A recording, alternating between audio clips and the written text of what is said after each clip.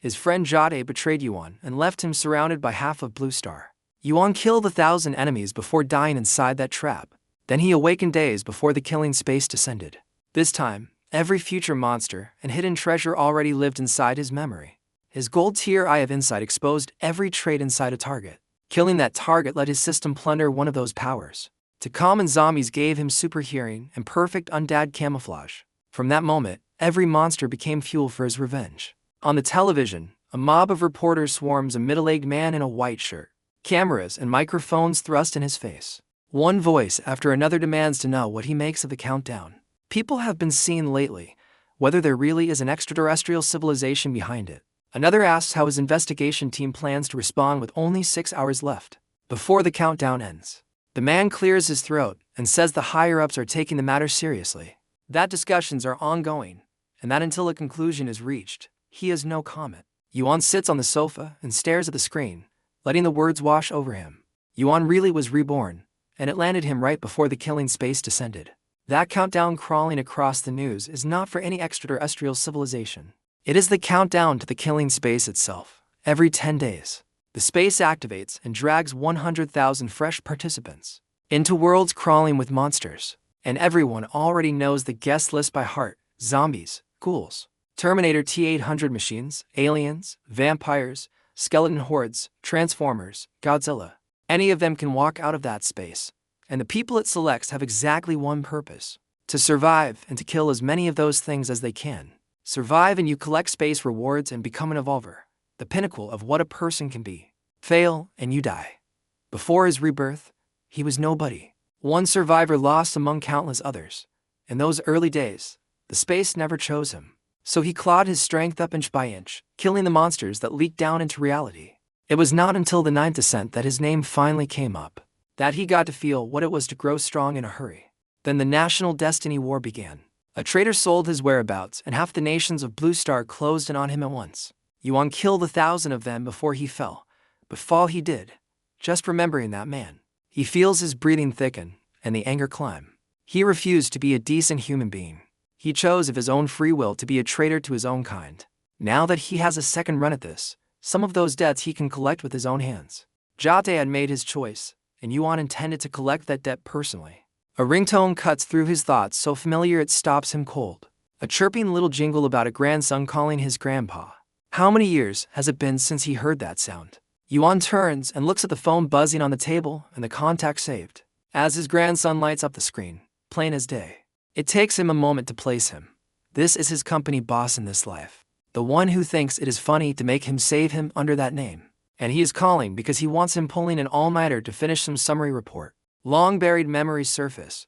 Yuan picks up the phone, hang up on him without a shred of hesitation, and adds the number to his blacklist.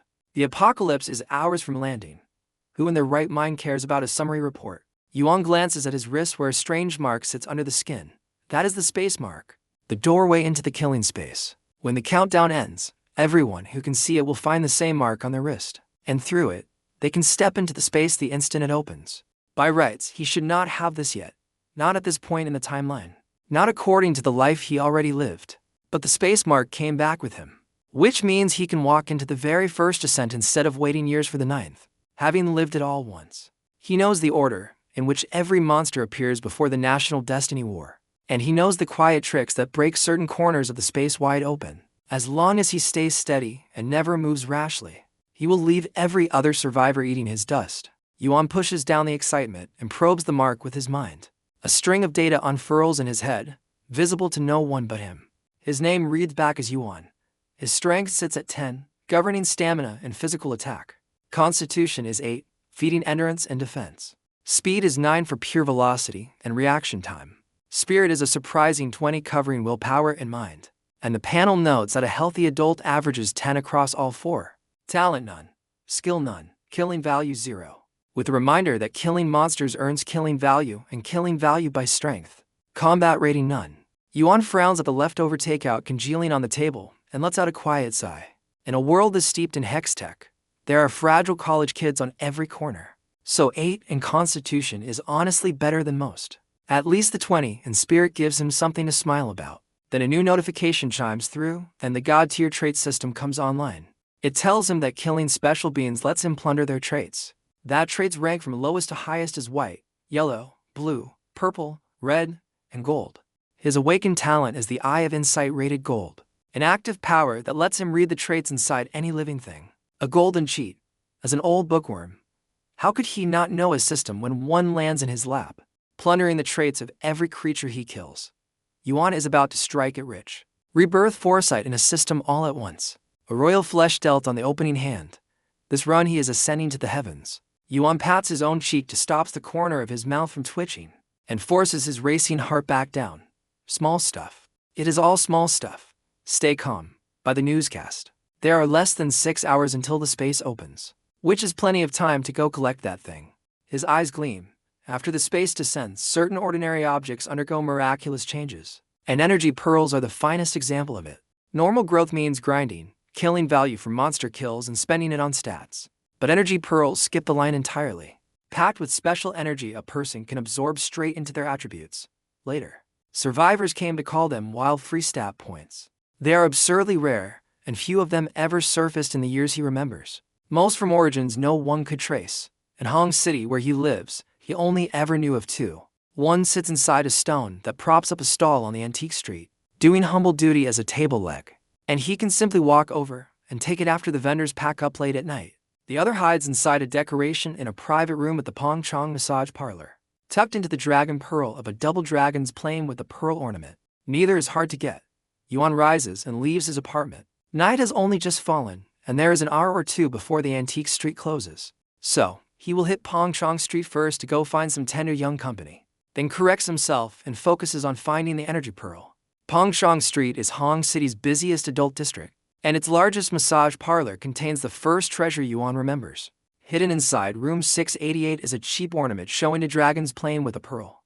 A cleaner discovered its secret in Yuan's previous life, but tonight he arrives first, masked and calm. The receptionist assumes he is an ordinary customer and leads him into the exact private room. Without suspicion, Yuan selects a technician only to keep the staff occupied, then sends her into the shower the moment she arrives. While water runs behind the bathroom door, he crosses the room and pulls the plastic dragon pearl free from its setting.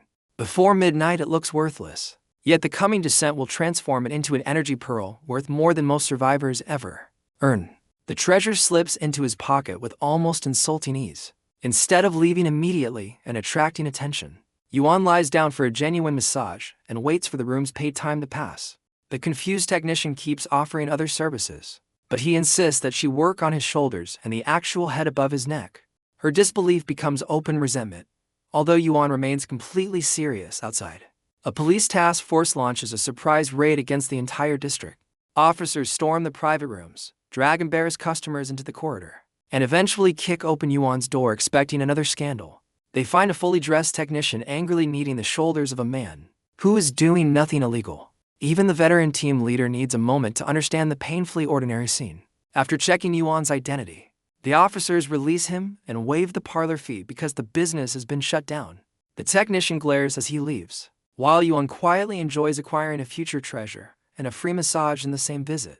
From there, he reaches the antique street after closing and retrieves the second energy pearl from a stone used to support a vendor's table. Nobody notices one common stone disappearing, and no one could imagine the fortune sealed inside it. An hour later, he is home with both objects laid on the table, waiting for midnight to rewrite their value. There is a little over an hour until the killing space descends. Now all he does is wait. There is no point prepping for the monsters since nothing outside the space itself can be carried in, except the clothes on his back. Better to conserve his energy than settle his mind for the slaughter ahead. The minutes bleed away, and at the stroke of midnight, everyone who can see the countdown in their eyes finds a space imprint bloom across their wrist. At the same instant, a projection unfurls from the mark into the air, announcing that the killing space is officially open. That everyone bearing a space imprint will be teleported inside in 3 minutes. Then ticking down from 2 minutes and 59 seconds. Yuan ignores the prompt and looks at the table where the stone and the dragon pearl have gone through a spectacular change. The once clear dragon pearl has turned solid gold, brilliant light coiling and flowing within it, deeply strange to look at. The stone has cracked open at some point, and the same golden pearl glows in its heart. 2 energy pearls, treasures that will command millions in the years to come. Sitting right in front of him, Yuan triggers the Eye of Insight and reads them.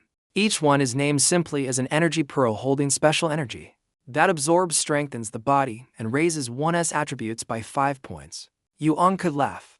Yuan knew energy pearls boosted stats, but he never imagined a single one was worth 5 points. 2 of them make 10. A few more, and he could stroll straight into being a formal evolver. What a shame the things are this rare that finding one comes down to raw luck. With the countdown closing in, he stops overthinking. Pick up both pearls and touch them to his space imprint. A prompt confirms a large volume of special energy and asks him to choose where to send the reinforcement. Yuan splits it into Constitution +7 and Speed +3. The next breath, energy surges out of the pearls and floods through him.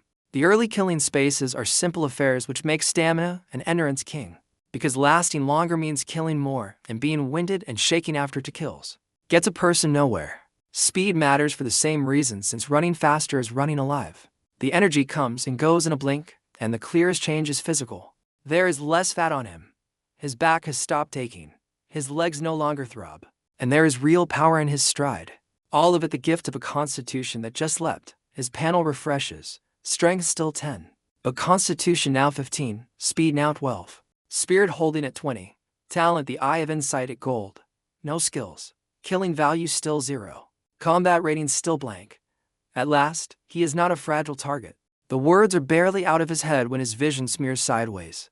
And when it clears, the whole world around him has changed. A wall of text hangs in the air, welcoming him to the killing space and laying out its laws.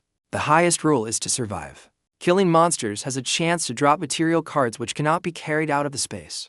Killing improves both strength and the rating tallied when survival ends. Non-space items are forbidden inside. Further down, it notes that the space stays open for 1 day and that monsters descend in 10 minutes. The counter reading 9 minutes and 58 seconds. Yuan skims it and confirms it matches what he already carries in his head. The rules appear fresh at every entry, and he only reads them to check whether his being here. The butterfly loose in the timeline has changed anything. Yuan takes in his surroundings. It is a 4-person dormitory, and on the desk sits a freshman student identification card. Yuan steps to the window, glances out, and gets his bearings. Time inside the space runs on its own clock, disconnected from reality.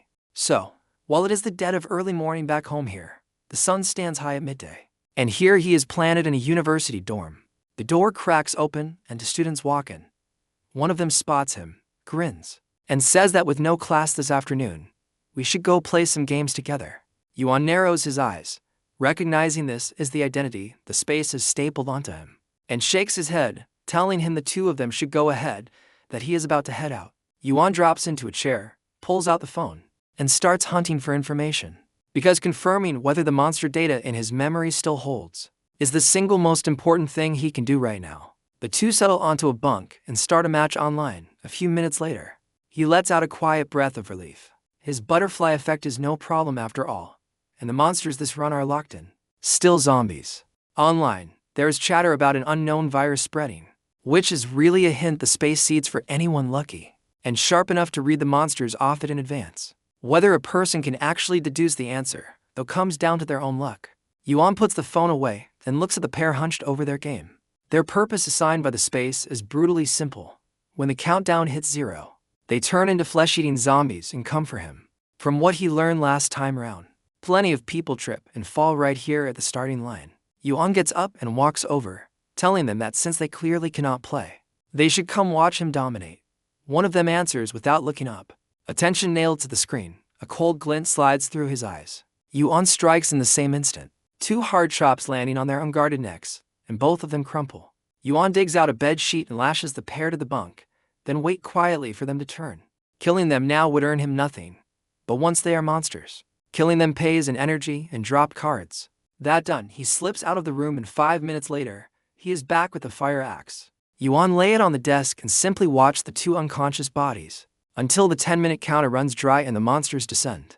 The announcement declares that the monsters have come, and the killing begins. And the 2 of them start convulsing, bodies clenching and curling in turns.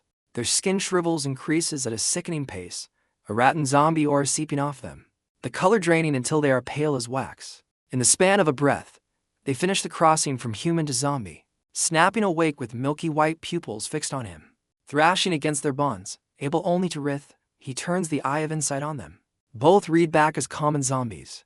Combat rating listed bluntly as scum with plunderable entries of zombie aura at white and super hearing at yellow. Yuan raises an eyebrow, and a spark of real excitement catches in his chest. Zombie aura and super hearing on the very first pair. The space is practically begging him to cheat, and he likes it. Yuan grins, hoists the fire axe, and after a few swings, both zombies are finished. Two prompts confirm the kills and add a killing point apiece, and a third announces that his first zombie kill has unlocked the public platform chat access and trading access. Yuan already knows those inside and out, so he lets them scroll by. What holds his attention are the two orbs of light drifting above the corpses, one white and one yellow, the zombie traits themselves. Yuan reaches out and touches them, and they vanish into his hands, the system confirming he has taken zombie aura at white and super hearing at yellow. Zombie aura once used wraps him in the presence of an ordinary zombie, and super hearing amplifies everything he hears in fine detail. Both powers settle into him the instant he claims them. Super hearing runs passively while zombie aura he can flick on and off at will. His ears twitch, and every sound inside 10 meters snaps into focus, and he catches a mosquito, whining a full meter to his left, its wing beat buzzing as if it were pressed against his eardrum. Normally he would never hear such a thing. His hearing has sharpened several times over. Curious, he switches on the zombie aura. His appearance does not change, but the living warmth of him winks out, replaced by the rotting stench unique to the dead. Judged on aura alone, he is now absolutely a zombie. The catch is that traits of the same grade cannot be plundered twice, only overwritten by a higher grade, and the permission to upgrade traits is not unlocked yet, or he would have farmed these two to the ceiling right here. Still, he is satisfied for now because wearing the zombie aura is an invisibility cheat in a world full of zombies, and that alone will save him an enormous amount of time. Yuan does not hesitate any longer, or active, axe in hand. Yuan opens the door and steps out. The hunt begins. Let him set a modest opening goal. 100 of them. The corridor holds 3 swaying figures, all zombies, and they turn toward the sound of his door and drift his way. Yuan eases back a couple of steps and tightens his grip on the axe out of habit. The nearest one reaches the doorway, sniffs at him, reads that fellow corpse scent, and simply turns to shuffle into the dorm. One, then the second, then the third. All of them doing exactly the same. And he cannot keep the grin off his face. The zombie aura is a genuine miracle. Yuan raises the axe over the little cluster gathered at the door, and like a farmer cutting cabbage, he takes 3 heads clean off. Blood arsing across the walls, 3 more killing points. Then a white translucent card floats up out of one of the bodies and hangs quietly in the air, and he nearly whooped because a drop is no small thing. Yuan snatches it and reads it. It is a card for a Run Fast brand electric scooter described as an electric bike with a green plate that hits 60 kilometers an hour, fast enough to outrun ordinary traffic. Yuan mutters that it is not that they could not catch him. It is that they would pull him over on sight for riding without a helmet, but he pockets it anyway. Using a card is simple. Choose to activate it, and the physical object appears, and once it is real, it can never fold back into card form. When a survivor leaves the killing space, any remaining cards settle automatically into killing points, 100 apiece, which makes them the hard currency of this place and the money everyone will eventually trade in. Cards come in every flavor: supplies, equipment, medicine, and among them survival supplies and medical items are the most hunted both for their low drop rate and for the raw demand. Food and water are the bones of survival. Some killing spaces contain neither. This first one is simple, only a single day, so a person could skip water entirely and be fine. And the value of supplies has not yet made itself felt, but it changes fast.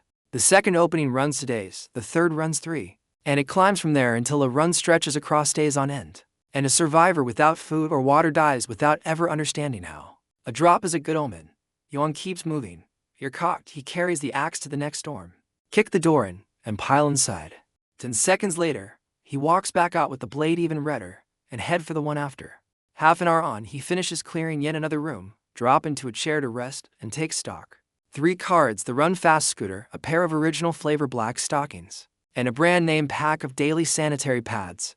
8 to the box. Apart from the transport, none of it means a thing to him. But there is a saying that surfaces in the years ahead that there are no useless cards, only the wrong scenario and the wrong person. Picture a woman in the killing space caught by a sudden heavy period, and suddenly those sanitary pads outrank water and food both. The stockings are the same because if you were going to rob a bank, how would anyone know your intentions without one pulled over your face? Useless to him, then, is a very different thing from useless. Yuan can trade every scrap of it to someone in need for something he actually wants. Yuan puts the cards away, steady his mind, and open the chat channel. It is already a landslide of hundreds of messages, and almost all of it is noise. Someone is trapped in a hotel bathroom begging for toilet paper. Someone is shaken by the feeling of their first kill. Someone is terrified that an injury will turn them. Someone is asking if anyone else is in the mall. Yuan shakes his head. Every message here costs a killing point to send. And these people are hemorrhaging their points on chatter with no idea what they are throwing away. Finding nothing useful, he turns to the trading platform, and it is bare. Not a single listing. Either no one has pulled a card, or they burn them on the spot, or they simply have not worked out what the platform is for. His eyes narrow because he smells profit. Right now he is the only person alive who knows cards settle into killing points. And that information gap is a door he can walk through to hoover up everyone else's cards for a song. Yuan only needs to wait a little. They have barely arrived. Too few cards have surfaced and nobody is fat yet. Wait until they are plump, then harvest. For now it is all about killing more faster. Yuan glances down at the badly blunted axe and stood. The axe is too slow. Yuan needs a real weapon. Even with the cheat in hand, he is hacking zombies apart with the crudest tool imaginable. And his original plan simply does not fit anymore.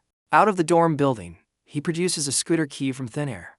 Press the horn and stroll along the row of bikes below. Two chirps sound and one set of headlights blinks twice. Yuan grins. You is the one. Ignoring the surprise looks from the zombies loitering nearby. Yuan hops on, turns the matching key, set up his phone's navigation, and point himself at the nearest police bureau. Yuan hums a little tune under his breath about his beloved little scooter that never gets stuck in traffic, cruising across the campus, drawing the odd glance from the zombies he passes. Though the moment they catch that same kind sun off him, they lose all interest. Passing a lecture building, he catches a cry for help. A woman shouting for the handsome man to save her. Yuan stops and looks up. A tall woman in pajamas stands on an outdoor air conditioner unit on the second floor, terrified, waving both arms at him. Between the size of her movements and the state of her clothes, a few things that ought to stay hidden are not staying hidden, though she plainly could not care less right now. Through an open window beside her, several zombies lean out, clawing at the empty air. And below her, another cluster has gathered.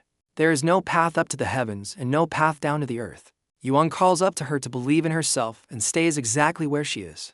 Joy floods her face, impossible to hide, and she nods frantically and swears she will not move. She will not.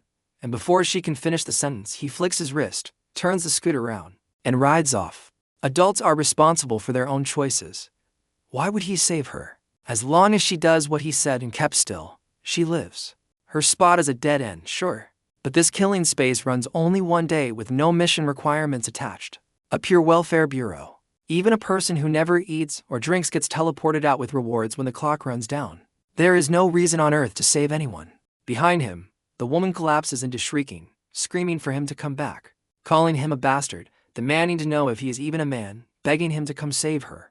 Yuan twists the throttle and rides faster. See, that is human nature laid bare. In the years to come, people grow used to this. Inside the space, saving your own skin is the only law that matters. And anyone who casts himself as the protagonist or the savior learns within an hour at the outside exactly what the phrase human cruelty really means. Let go of the urge to help and respect the fate of others. That is the code of the killing space. Along the way, he passes more survivors, some shouting at him from inside buildings, some already half dead, one or two even trying to seduce him across, though none of them has the capital to earn much of his attention. For survivors in one school, the density is a bit high for his taste. There are 100,000 people in this run, but subtract the ones who died the moment the monsters landed, and the ones who burrowed away to hide, and only tens of thousands remain. Those are scattered across a city the size of a provincial capital, so stumbling across for living people in a single school is genuinely a lot. Most likely, the space eased the difficulty for its opening act, nudging survivors together so they could huddle for warmth. Yuan twists the throttle, and the little scooter darts off campus, following the navigation toward his target. The streets are chaos, storefronts torn open, all of it wreckage from the descent, and cars sit abandoned so thickly they nearly wall the road off. Which makes him glad he never grabbed an actual car because he would still be trapped back. At the campus gate, the scooter is far better. Yuan rides along happily, picking his tune back up. His beloved little scooter that never gets stuck in traffic. Unless, of course, there is road construction ahead. Yuan is forced to a stop. there is road construction ahead. Fencing thrown straight across the road, and through the barrier he can see several deep pits, and a few thick pipes laid out beside them. An honest, legitimate sewer repair. Yuan grumbles that his navigation is garbage, that it cannot even flag a construction site. 1 star.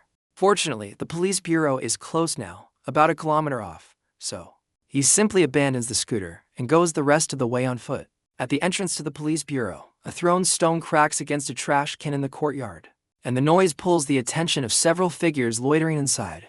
Zombies that stagger toward the sound. In a shop across the way, 2 men crouch behind a cracked open door watching. The one in black-rimmed glasses pumps his fist and whispers that it worked, that they have finally coaxed the zombies out. The other, his face a field of acne, looks frightened and asks nervously whether they truly have to take this risk. Whether staying put would not be the smarter play. The man in glasses fixes him with a serious look, pushes the frames up his nose, and says they have no choice.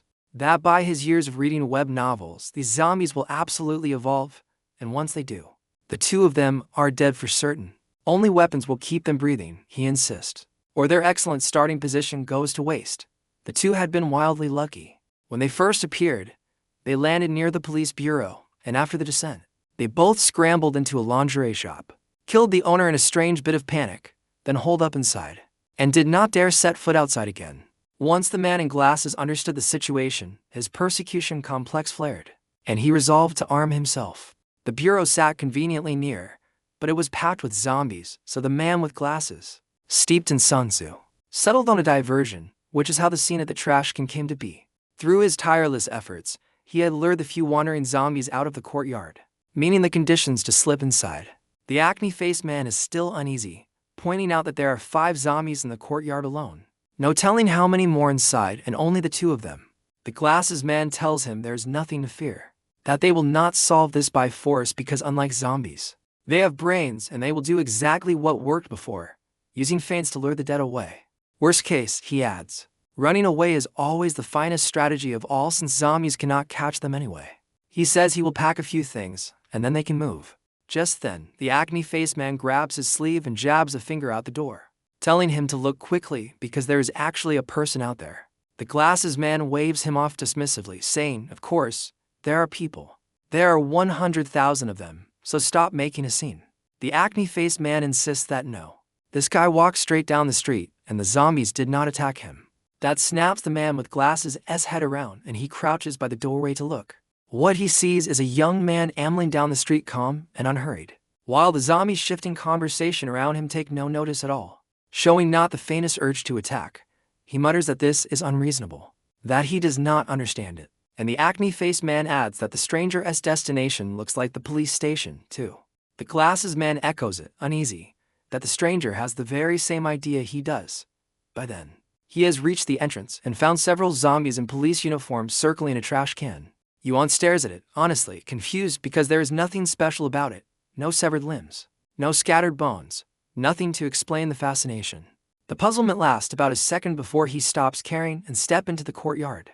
A few paces and though he stops, turns back, and tells the zombies to knock it off, circling the trash can and gets back to their post. Whether they follow the words or just the tone, they trade blank looks and actually shuffle back toward the station entrance to resume their wandering. Yuan nods satisfied. More guards on the door means a safer bureau. Then he turns and walks inside. Across the street, the man with glasses very nearly detonates. He hisses that the stranger did it on purpose, that he spent a solid half-hour engineering that diversion, and the man undid it with a single sentence, and he damns him to the depths. Every scrap of his composure is gone, and no one in his position would stay calm either. The acne-faced man clamps him down, terrified that if he gets any louder, he will draw the zombies outside, and points out that the real question is why the dead did not attack the stranger, and why they obeyed him. The glasses man forces a long breath and his cleverness reasserts itself. He agrees the man was neither attacked nor ignored, which makes him deeply abnormal. Unless he trails off. Unless what? The acne-faced man presses. Unless he found some treasure. The man with glasses reasons, but no, that is wrong. A treasure might keep the zombies from attacking, but could never make them obey. Then he recalls that the stranger addressed the zombies as you all, the way you would speak to your own, and the acne-faced man confirms it. The glasses man's face takes on the look of a man whose theory has just clicked into place, and he pushes his glasses up and declares that there is only one explanation left. The stranger is not a survivor at all. He is a zombie, a high-level one. Just like in the apocalypse novels, he explains second evolution zombies were near human faces. Some carry strange abilities and they can command the lower dead. The acne-faced man's mouth falls open in understanding. But the man with glasses' expression curdles because high-level zombies have keen senses. Which means the two of them must move now, or they will die without knowing how. He turns to pack again, and the acne-faced man seizes his arm. Because the stranger just herded a handful of zombies right up against their shop, and the two of them are boxed in. Meanwhile, he has gone deeper into the station and found far more zombies, most in police uniform. Yuan sweeps through the areas fast and stops at a stairwell, where he finds what he came for. The building blueprints. A quick search turns up his target, the Special Police Equipment Department, and he knows without doubt the gear he needs is waiting there. 10 minutes later, he stands before rows of weapons and ammunition and cannot help but smile. Yuan steps in and starts choosing. No body armor, too heavy. A tactical vest will do fine. Night vision goggles, excellent. Since darkness is only hours out, and they will earn their keep. To submachine guns since he cannot haul more than that. Bullets, the more the better. Tear gas and flashbangs, a handful for insurance. Fully kitted out, he only regrets finding no grenades. But grenades are tightly controlled special issue items. This being no lawless foreign country. And even a special police unit needs stacks of approvals to draw them. No grenades. Then no grenades. What he has is enough. Looking over the barely dented armory, he opens the trading platform and lists the stun guns, batons, flashbangs, riot shields, and body armor for barter. 1 card each, any type accepted. Yuan holds back the submachine guns and rifles for now because listing those would send lethal weapons flying across the space. And if someone decided to scheme against him and used one to ambush him, he would have nowhere to cry about it. Stun guns are harmless, single-use, short-ranged, slow, and capable of killing. Good for a muscle spasm at most. No threat to him at all, and he has no doubt someone will bite. If not now, then certainly by nightfall, because no one alive resists a temptation like this. Yuan scans the emptier warehouse and leaves. The slaughter resumes, though not inside the station just yet, since he needs these zombies to guard the ammunition and keeps anyone from raiding it. Yuan steps out fully armed, deliberately herds every zombie outside into the courtyard, then swing the courtyard gate shut so their noise cannot leak out and set them wandering, and head off toward the nearby street. The glasses man, watching the gate lock with nearly 10 zombies penned inside, chokes down a low roar and swears to be the stranger as mortal enemy for life. The acne-faced man claps a hand over his mouth, begging him to stay calm, then points out that from another angle, this is a gift, that there are no zombies at their entrance now, and they can finally run, that they ought to thank the high-level zombie even. The glasses man mutters that he will thank the man's grandmother. A minute later, the two of them choose to leave, surrendering to their fear, because this place is too cursed to endure another second, and neither of them can hold it in any longer. By the time those to flee, he is already up on the roof of a shop 1 street over, looking down at the zombies scattered below. From somewhere, he produces a bundle of firecrackers a handspan long, flick a lighter to them, and toss them down. The detonation tears across the whole street and into the ones beside it, and the zombies turn as one and start striding toward him. Yuan waits in silence. When the first bundle burns out, he bends and grabs another from the box behind him, and the noise never breaks, dragging more and more of the dead into the gathering below until the crowd swells at a rate he can watch with his own eyes. Looking at the pile of them, he grins. Slaughter begin. Both hands on a submachine gun. Yuan opens up on the horde below without even bothering to aim. Muzzle flame licks out, bullets pour into the mass, and in moments, blood is everywhere and roars rise without pause. The whole scene drenched in savagery. To him, it is nothing. Yuan has seen far worse. Can you picture the feeling of a close comrade stomped into a sphere of meat, his blood raining over you? After enough of those, a slaughter like this stirs no ripple in him at all. All that is left is excitement, the thrill of finally standing above it, ruling the life and death of monsters like a god instead of scraping to survive them. And the reversal of roles pulls him in deep. The gunfire runs several minutes. His bullets are nearly gone, and the muzzle has grown so hot the air along it warps. But the result is worth it. Not a single zombie left upright, the whole street carpeted in limbs and blood, a river of it. Yuan checks his count. Killing value reads 320. Looking at a number above 300, a surge of raw pride lifts in him. In his last life, after clawing through a whole killing space, 100 kills was a proud haul. And clearing the dead by the hundreds like this was something he never even dreamed. From a starting point this high, as long as he does not stumble later, his record will stand unrivaled.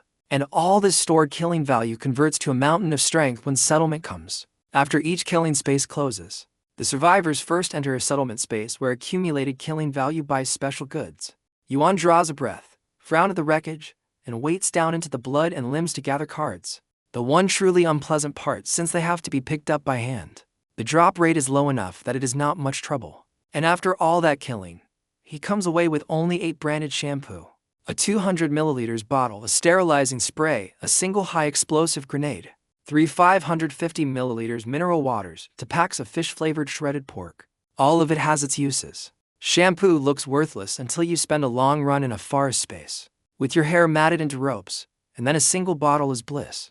No useless cards, only the wrong scenario. Yuan pockets the lot and tucks the grenade card away on its own so he can pull it instantly. When danger comes, a habit he built in the world to come, 3 people come pelting out of the far end of the street, one shouting for the others to run, that the guy is right behind them. Another calling that this way is clear of zombies. They keep throwing looks over their shoulders as if something monstrous is on their heels. Then they take in the street ahead, slam to a stop, bodies locking up on their own, and stare at him, the only thing standing amid the heap dead with horror on their faces. One stammers that the ground is covered in dead zombies, and another snaps that he does not need telling. He has eyes. Wangbo's group had run out of luck too. His group had found one another and huddled together in a shop for warmth. And when a burst of firecrackers dragged every zombie off the street, they eyed the underground supermarket across the way and got ideas.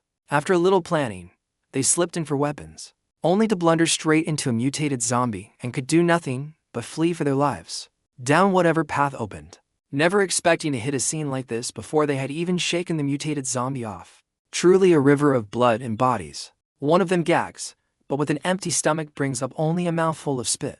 Another is the first to place his gear and cries that the standing one is human, that he has weapons, that they are saved, then bolts toward him, insisting they are human, unharmed, and begging him to turn his guns on the zombie chasing them. A wall at the street's end burst open and a body nearly 3 meters tall shoulders into view. It is a zombie, but no ordinary one. Its skin intact where a common zombie's is rotted, its muscles bulging into the shape of a demonic strongman, each thick arm about the girth of his thigh. Yuan triggers the Eye of Insight. It reads back as a mutated zombie. Combat rating 1-star early stage. Carrying zombie aura at yellow, super hearing at yellow, and power enhancement at yellow. A glint crosses his eyes. So, it truly is a mutated zombie, in his last life. People whispered of stranger zombies in the first killing space, varied and dangerous, but vanishingly rare. And he never crossed one on his whole way here. Yet, by standing still, he has made one deliver itself to his door. Yuan wants that power enhancement. The 1-star early rating does not concern him. Combat rating is simply the space's own yardstick for strength. A single attribute over 30 earns 1 star, and every 30 points beyond that adds another, with early, middle, and late gradations inside each star set by every 10 points in the highest stat. The mutated zombie's strongest stat is surely its strength, which clears 30, but being 1 star early falls short of 40. 3 or 4 times an ordinary person's power and explosiveness then, but against his weapons in his experience, no real problem. Across the way, the mutated zombie studies him, puzzled. It had taken him for human, but a closer look tells it he is a zombie, which leaves it stuck on why every zombie on the ground is dead, and this one alone stands. Its meager mind cannot chew on a riddle like that for long, so it spares him a couple more glances and returns its attention to the 3 fleeing figures. Then it roars at him, a sound neither man nor beast, and between the roar and its stare, he can actually read its meaning, that this little guy should stop those 3 pieces of food. The little guy part he adds himself since beside a 3-meter setter behemoth. His ordinary height does make him little, but the next moment, the mutated zombie's face goes utterly baffled. The 3 stopped, yes, but why does it look like the little guy is standing there chatting with them, almost treating with its food? It does not understand, and its cramped little brain strains at the effort at his feet. The 3 have closed and led by a man shy of 30 in a floral shirt and jeans. Wangbo. He warns him to be careful that the thing is very strong. Yuan spares them a glance and tells them coldly to get lost. To them, his manner is ice. Warmth answered with frost, and though they are displeased, they do not dare push it because he has a gun. Their eyes crawl over the submachine gun in his hands, the pistol, and the taser at his waist, and they swallow with naked envy. Then a shrewd light kindles in Wang Bo's eyes, and instead of leaving, he asks whether he might spare them a weapon. A taser says since for fighting the monster together stand a better chance. He is clever, asking for neither the submachine gun nor the pistol, the true killing tools no man hands a stranger, and pitching only the taser, which is short-ranged, dodgeable, non-lethal, and something a man carrying a submachine gun surely would not miss. To sweeten it, he adds that he needs not worries, that they are all ants on one string now, that they mean him no harm, that he still holds the real firepower, and that they swear to return the taser the moment the monster is down. The other to nod and echo him, their grief for his gear plain as day. Yuan sneers inwardly. Their scheming is so bald, it is practically slapping him across the face. Hand them a weapon, and they will never give it back because promises inside the killing space are worth nothing. Not so much as the punctuation mark at the end. Yuan has no interest in wasting breath, so he decides to persuade them by other means. Yuan swings the gun toward the three and spits out a single word, scram. Their cheeks twitch, and inwardly they curse him for a fool who cannot see a good thing.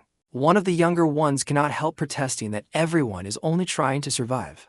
That sticking together is what keeps people alive. A gunshot answers him and his head burst, spraying blood across Wang Bo, and the last man who frees where they stand, drain white, the word murder screaming through their heads. While they stare, he turns the gun on them. One of them starts to say no. 2 more shots, and both drop. If they will not leave, then they can stay. Yuan lets the words hang and turns his gaze back to the mutated zombie. On the 4th floor of a building in the distance, 2 men watch through a window, faces pale, having been drawn to the commotion of the mutated zombie and caught the whole thing from their hiding spot.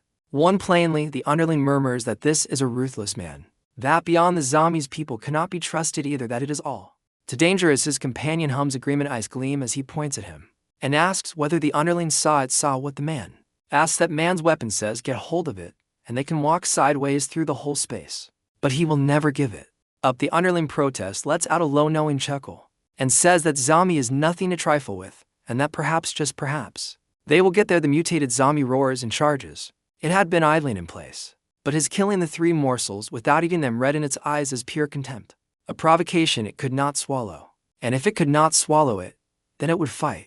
Its body launches forward with crushing momentum, each footfall trembling the ground, a full display of its power. Yuan keeps his face flat and runs the numbers in his head. Strong in the arms, defense far from soft, but mercifully dull, and its speed lags well behind its strength, though it is still a touch faster than him with intolerance. Decision made. Yuan chooses suppressive fire and trusts that his remaining ammunition will be enough. Yuan raises the gun and hoses the mutated zombie down, firing as he backpedals under the downpour is riddled before it ever reaches him. Every round boring into its frame and wrecking its body, but a zombie is a corpse at heart, and as long as its head and spine hold, it will not truly die. So it crosses its arms over its head and keeps coming, slow to a fraction of its charge, and he can just hold it at the edge.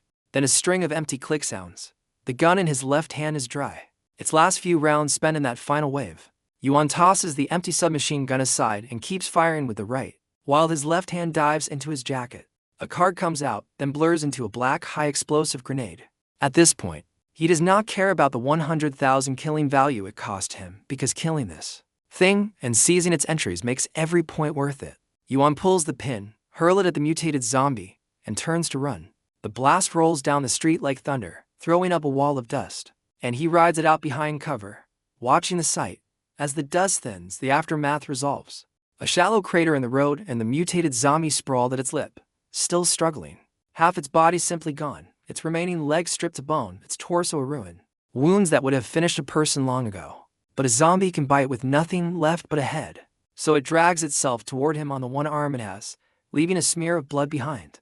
Yuan walks toward it cold, dropping the second spent submachine gun as he goes and drawing the spare pistol from his waist. Up close, he finds it still hauling itself forward one-handed, and he levels the muzzle at its skull and fire. The confirmation lands. Mutated zombie killed. 100 killing value gained. There we go. The killing value is back.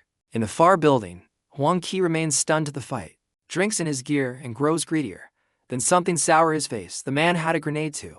A shame there was no chance for both sides to bleed each other out. His underling notes that the man does not even look injured and asks what they do now. Huang Qi narrows his eyes and says the plan has changed, that they go downstairs and follow him. Why follow? The underling asks, "Are you slow?" Huang Qi says, "He burned through that many zombies, so his ammunition has to be nearly dry, which means he will go resupply. And all they need to do is trail him." He warms to it as he talks, as if a whole armory were unfurling before him. But even with weapons, the underling asks, "Will he simply hand them over?" Hand over what? Huang Qi scoffs. The weapons were never his to begin with, and unless he stands guard over them every second, the moment he steps away is their opening. Yuan has no notion of these two and their plots. Yuan is busy with real work. The system confirms his haul. Zombie aura at yellow, and strength enhancement at yellow. Zombie aura at yellow wraps him in the presence of a mutated zombie, so that ordinary zombies steer clear of him on their own and can be commanded with ease. While strength enhancement greatly amplifies his power, super hearing he could not take being a duplicate, so only the other to fold into him. The next instant his zombie aura swells several times over until it matches the dead giant's exactly, though there is no ordinary zombie nearby to test it on. At the same time, a torrent of strengthening energy erupts through him, his muscles carving into hard definition, and to his relief, he does not balloon into a lumbering brute like the zombie. Instead, it is a pure rise in muscle and bone density tuned to fit the body he already has. Yuan had honestly feared turning into a hulking mass. So, seeing this, he lets go of the worry at once. Anything the system builds is first rate. In the span of a few seconds, his whole body feels remade, power humming from head to toe. Yuan checks his attributes on reflex, strength 33, constitution 15, speed 12, spirit 20. His talents now the eye of insight at gold, zombie aura at yellow, super hearing at yellow, and strength enhancement at yellow. No skills. Killing value for 120, combat rating 1-star initial. A single strength enhancement lifted his strength a full 23 points, from 10 up to 33, carrying it past 30 and into the 1-star initial rating. Yuan knew claiming entries might raise stats, and still he can barely hold himself together seeing it laid out in front of him. Everyone else improves only when they leave the space. Yuan improves inside it, and the whole method is simply to kill. Who else can do that? After a moment, he settles and looks at the other thing the mutated zombie dropped. A white card mark not like the ordinary ones, but with a great question mark. A lottery card dropped only by mutated monsters. Good for one random pull from a pool of special supplies, special equipment, rare treasures, even raw attribute points. Yuan picks it up, rubs his hands together at the blind box thrill of it, nervous and eager both, and chooses to use it. The lottery resolves into a set of special nanotech combat armor, described as constant temperature regulation, pressure regulation, self-cleaning, fireproof, waterproof, durable, and able to change its appearance at will. Actual nanotech armor, he could shout. The description reads, plain, but the value is enormous. The killing space is not always a cool autumn day. It can be brutal cold, blistering heat, even a negative pressure zone, and survivors must budget for the environment as much as the monsters. So, this armor multiplies his odds outright. Its defense dwarfs any ordinary clothing, shrugging off basic firearms, and short of armor-piercing rounds or special weapons, it will scarcely wear at all. A whole extra layer over his defense. In his last life, every set of that surface sold for astronomical sums, and he has no idea how much he bled to finally own one back then. Yet, here it is, dropped into his hands this time. Yuan strips off his clothes without ceremony, pulls on the nanotech armor, and shape it into the look of a special forces combat suit. Perfect. Yuan sweeps the area one more time, finds nothing else worth taking, and turns back toward the police station, resupply, and continues. Not long after he goes, two figures step out onto the street, Huang Qi and his underling, and Huang Qi tells him to move, to follow, and to keep his distance. A few minutes later, he returns to the bureau's exterior, and his face falls at once. The courtyard gate hangs open, and inside the dozen or so zombies he pinned their lie dead across the ground. Raided, he stomps once and rushes inside without another thought. Behind a broad tree in the far corner of the courtyard, a mutated zombie idly prods a corpse with its pitch-black nails as if hunting for something. Then, sensing a presence, it vanishes from the spot and reappears at the base of the tree. And what it finds is him already vaulting into the bureau. It reads the zombie aura on him, tilts its head, and a flicker of thought crosses its eyes. Just as it moves to give chase, its head snaps toward the courtyard gate where two men crouch in a storefront across the way, spying on the bureau. Huang Qi and his underling. The underling murmurs that so Yuan got his weapons here, and Huang Qi agrees, pointing out that every zombie in the courtyard is dead by Yuan's hand. Should they charge in now? The underling asks, charge with what? Huang Qi snaps, "Your life," and tells him to wait until Yuan leaves. Then the underling spots a small zombie, a child at a doorway across the street walking their way. Huang Qi studies the small figure, then decides they should attack while no other zombies are nearby. He doubts himself against an adult, but assumes a child will be easy. The two of them charge out of the shop, weapons up, and in the next instant, both of them stop dead because the zombie child is gone. They had seen it not 3 seconds before rushing out, and there is no way it could have vanished in that time. The underling stammers that the place cannot be haunted, and Huang Qi cracks him across the back of the head, snapping that nothing is haunted, that the rules said plainly there is only one kind of monster to a space, and here that is zombies, no ghost allowed. But the child really disappeared. The underling insists it probably slipped back into the courtyard. Huang Qi decides and says they should go look, that a little one is hard to find, and they cannot let it get away. The two of them stand shoulder to shoulder, wary, scanning ahead for the child. Then Huang Qi feels something poking again, then again at his kidney. Without looking, Huang Qi reaches back and swats at the object, grumbling that his companion's weapon keeps jabbing him in the kidney. The underling protests that it is not him, that his own weapon is up. "Nonsense," Huang Qi says, and grabs the thing behind him, a cold, flat, long object.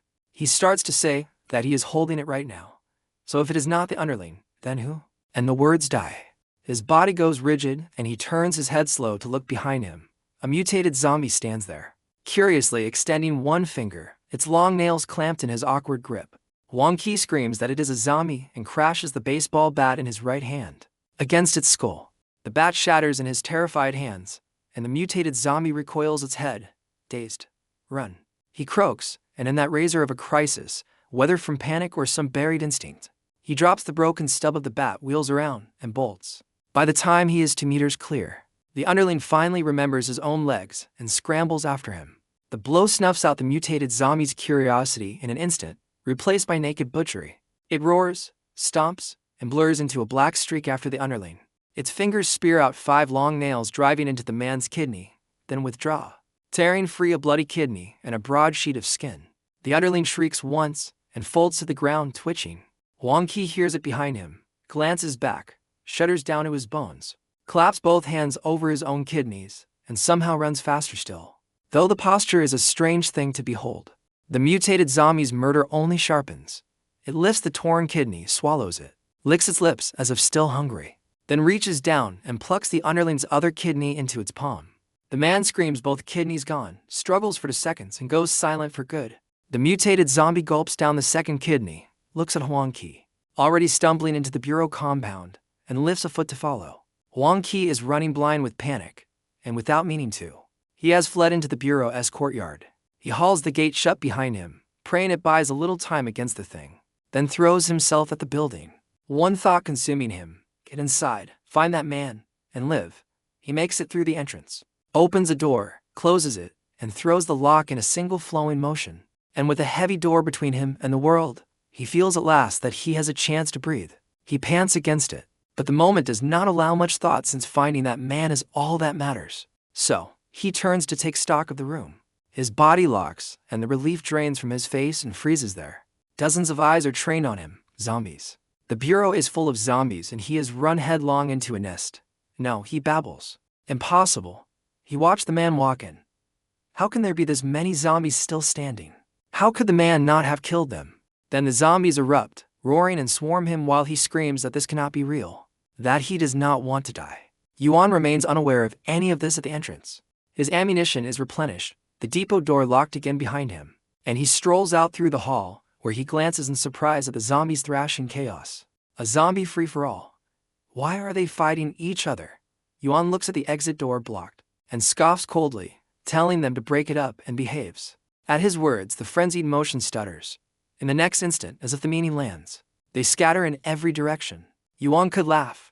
Before, he never could have done this, but with zombie aura yellow, he has real precise command over the ordinary dead now. As they disperse, he notices a bloody, mangled shape on the floor, and his eyebrow lifts. Since when do zombies eat one another? Are they that hungry? Yuan does not dwell on it. Yuan steps to the door, kicked the ruined corpse aside, hauled it open, and walked out, telling them to be good and guard the house, and if they get hungry, to go find something to eat on their own. With that one last sentence, he pulls the door shut behind him again. Yuan walks toward the courtyard gate, unhurried, the ammunition heavy, and welcome at his hip. Then his ears twitch, super hearing snagging on something behind him, and he whips his head to the side just as a dark shape comes screaming in. Before he can bring anything up, a hot spike of pain drives into his lower back, and a force with real weight behind it throws him staggering 3 steps sideways. Old habit catches him. Yuan plants his feet, rides the momentum forward another pace or two, and fetches up against a flower bed. And only then does he turns and looks back at the spot he was standing in. A mutated zombie stands there, shaped like a child, head cocked, studying him. Yuan turns the eye of insight on it. It reads back as a mutated zombie combat rating 1-star mid-stage carrying zombie aura at yellow. Super hearing at yellow, and speed enhancement at yellow. A 1-star middle stage build with speed past 40. So this is the little one from the courtyard. Yuan reaches back and touches the ache in his spine. The nanotech armor is whole, not so much as a scratch on it, and he lets out a quiet breath of relief. Had he still been wearing his old clothes, that swipe would have opened him up. And a wound itself is nothing. It is the virus riding on those pitch-black nails that kills you. Ever since the rebirth, every step has gone smooth. Entries falling into his lap one after another, and somewhere along the line, he lets his guard slack. Familiarity with the space is not the same as safety. This is a killing space, not a holiday. The mutated zombie lunges again, and again, it goes straight for his kidneys. Whether out of some appetite, or just because that is the height it hits at, Yuan does not overthink it. Yuan brings the submachine gun up and hose it down, aiming deliberately low, legs and head. It has clearly never met a firearm because it does not dodge at all, and a storm of rounds chews into it, staggering its legs until it nearly folds to the ground.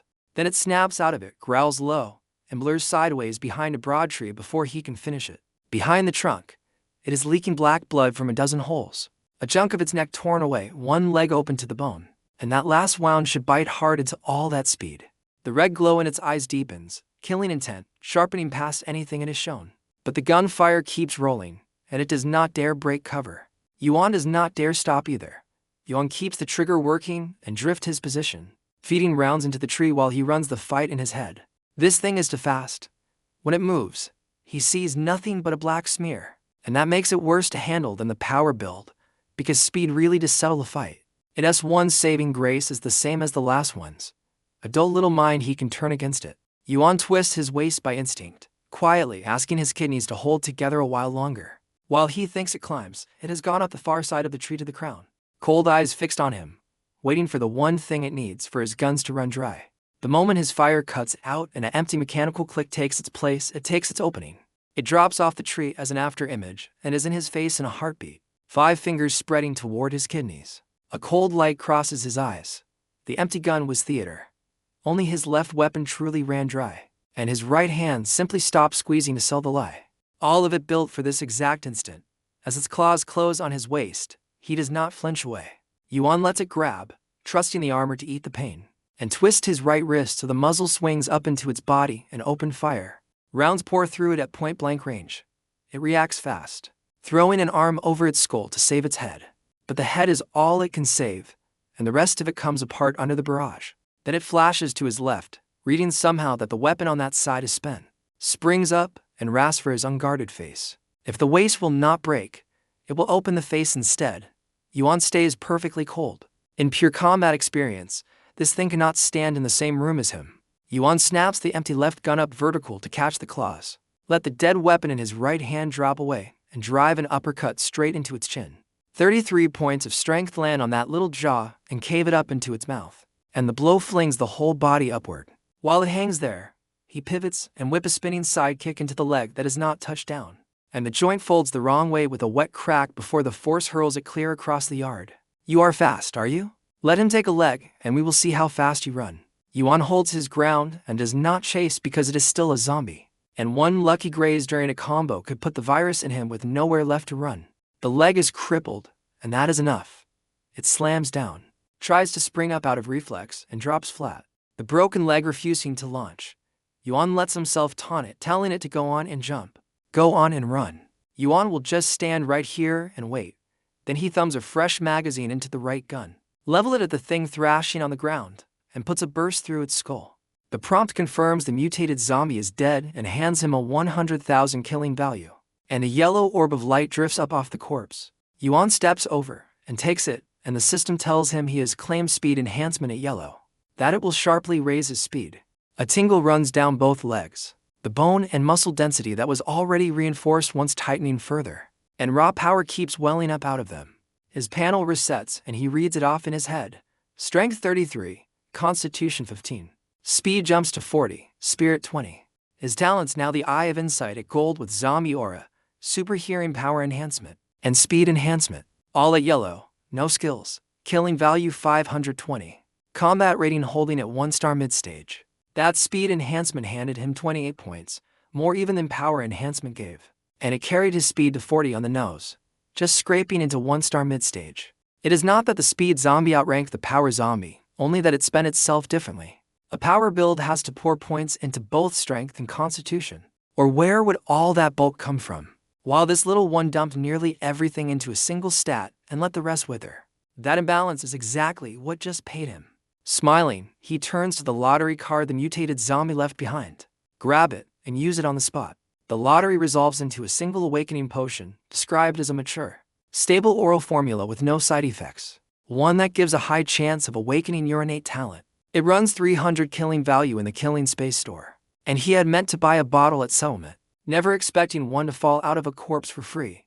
Speak of a thing, and it appears. Nothing matters more than this right now. So, he abandons the idea of killing and heads straight back to the armory. Inside, he shut the door, confirmed the room is safe, and tipped the whole vial down his throat. Heat blooms out from his core and races through him, his body temperature climbing so fast that on a thermometer, the surface reading would leap from 30-some degrees to 40 in a blink. The fire comes hard and leaves just as hard, gone in under 5 minutes. Then the confirmations roll in. His innate ability has awakened. Yuan has obtained a dimensional space starting at 1 cubic meter of independent room for storing non-living things. The system detects the awakening, converts the ability into a trait, and hands him dimensional space at white, and with it at last, the permission to upgrade traits. 1 upgrade point refreshes daily, and the points can be banked. There it is, his old ability from the life before. Dimensional space has no offensive power, no offense at all, and in this world, it is still the single most useful gift a person could ask for. Anything he stashes in it slips past the killing space's inspection entirely, which means from this hour forward, he will never again fret over food or water. While everyone else claws each other bloody over a bottle and a ration, he gets to pour every scrap of attention into killing, and it grows. Every 10 points of spirit he raises lets him push it out another cubic meter, and now on top of that, he can force it higher with upgrade points, though those only refresh at midnight. Yuan lets himself wonder what an upgraded dimensional space unlocks, whether it might one day hold living things. Then set the question aside. First, expand it. His spirit sits at 20, enough to double the room. Yuan sits down where he is, closes his eyes, and lets his mind settle onto a compact pocket of nothing, the space itself. Yuan floods it with spiritual power and shoves outward from the inside, and the walls give slow and grudging until a 2 cubic meter room stands where the one used to be. Done. With a thought, the submachine gun in his hand winks out of the world and into the pocket. Yuan glances around the armory. Yuan has no more need of the place. Yuan gets up and set to work, filling magazines, seating rounds, and feeding each loaded stick into the space so that from now on, he can pull a fresh one out of thin air whenever he wants. While he titties, he opens the chat channel, and it has come alive now that most survivors have found their footing and freed up the nerve to gossip. It is a churn of people comparing their starting stats, moaning that no cards drop for them, while the next voice swears every kill drops one, and a growing crowd buzzing about some benefactor who dumped a pile of police gear onto the trading platform, stun guns included. Nothing in it is worth his time. Yuan puts the channel away and thinks about killing faster. Fire, freezing, corrosive slurry, a furnace. The ideas rise one by one, and he cuts them all down. Each is either too weak to reliably finish a zombie, a consumable that burns out mid-slaughter, or a method that would gut his card drops on the back end. Yuan mutters to himself that what he really wants is an assembly line for destruction. Zombies fed in one end, cards spat out the other, and the instant the words leave him, he stops dead. A shredder. A big industrial shredder fits every requirement he has. A zombie jumps in, and inside of 2 seconds out comes minced meat, and sometimes a card. All he would have to do is stand at the discharge end and gather them, as long as the machine runs. The cards keep coming. Even at a lazy 1 zombie every 5 seconds, that is 12 a minute, 720 an hour, and a large shredder can swallow 3 to 5 at once. which pushes it toward 2 or 3,000 an hour. No effort, no fatigue, nothing spent. Anyone else would still be stuck on the hard part. How to make the zombies climb in of their own accord. But that is precisely the part he does not have to solve. His upgraded zombie aura lets him herd the ordinary dead like sheep. This method might have been built for him, and shredders are easy to find, waiting in car scrap yards, gravel pits, and municipal waste plants all over the city. Time is killing value. Time is cards.